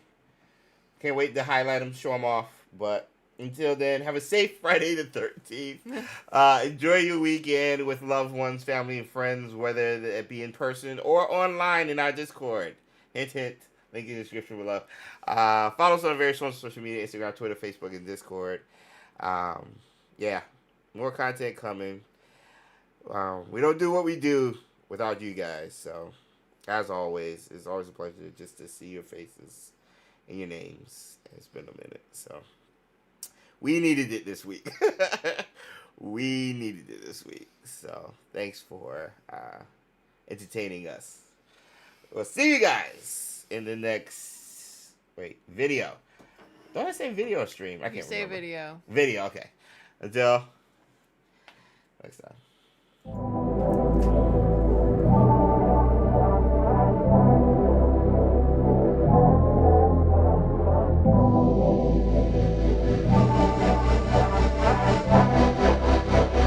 Ryan Little. Japan.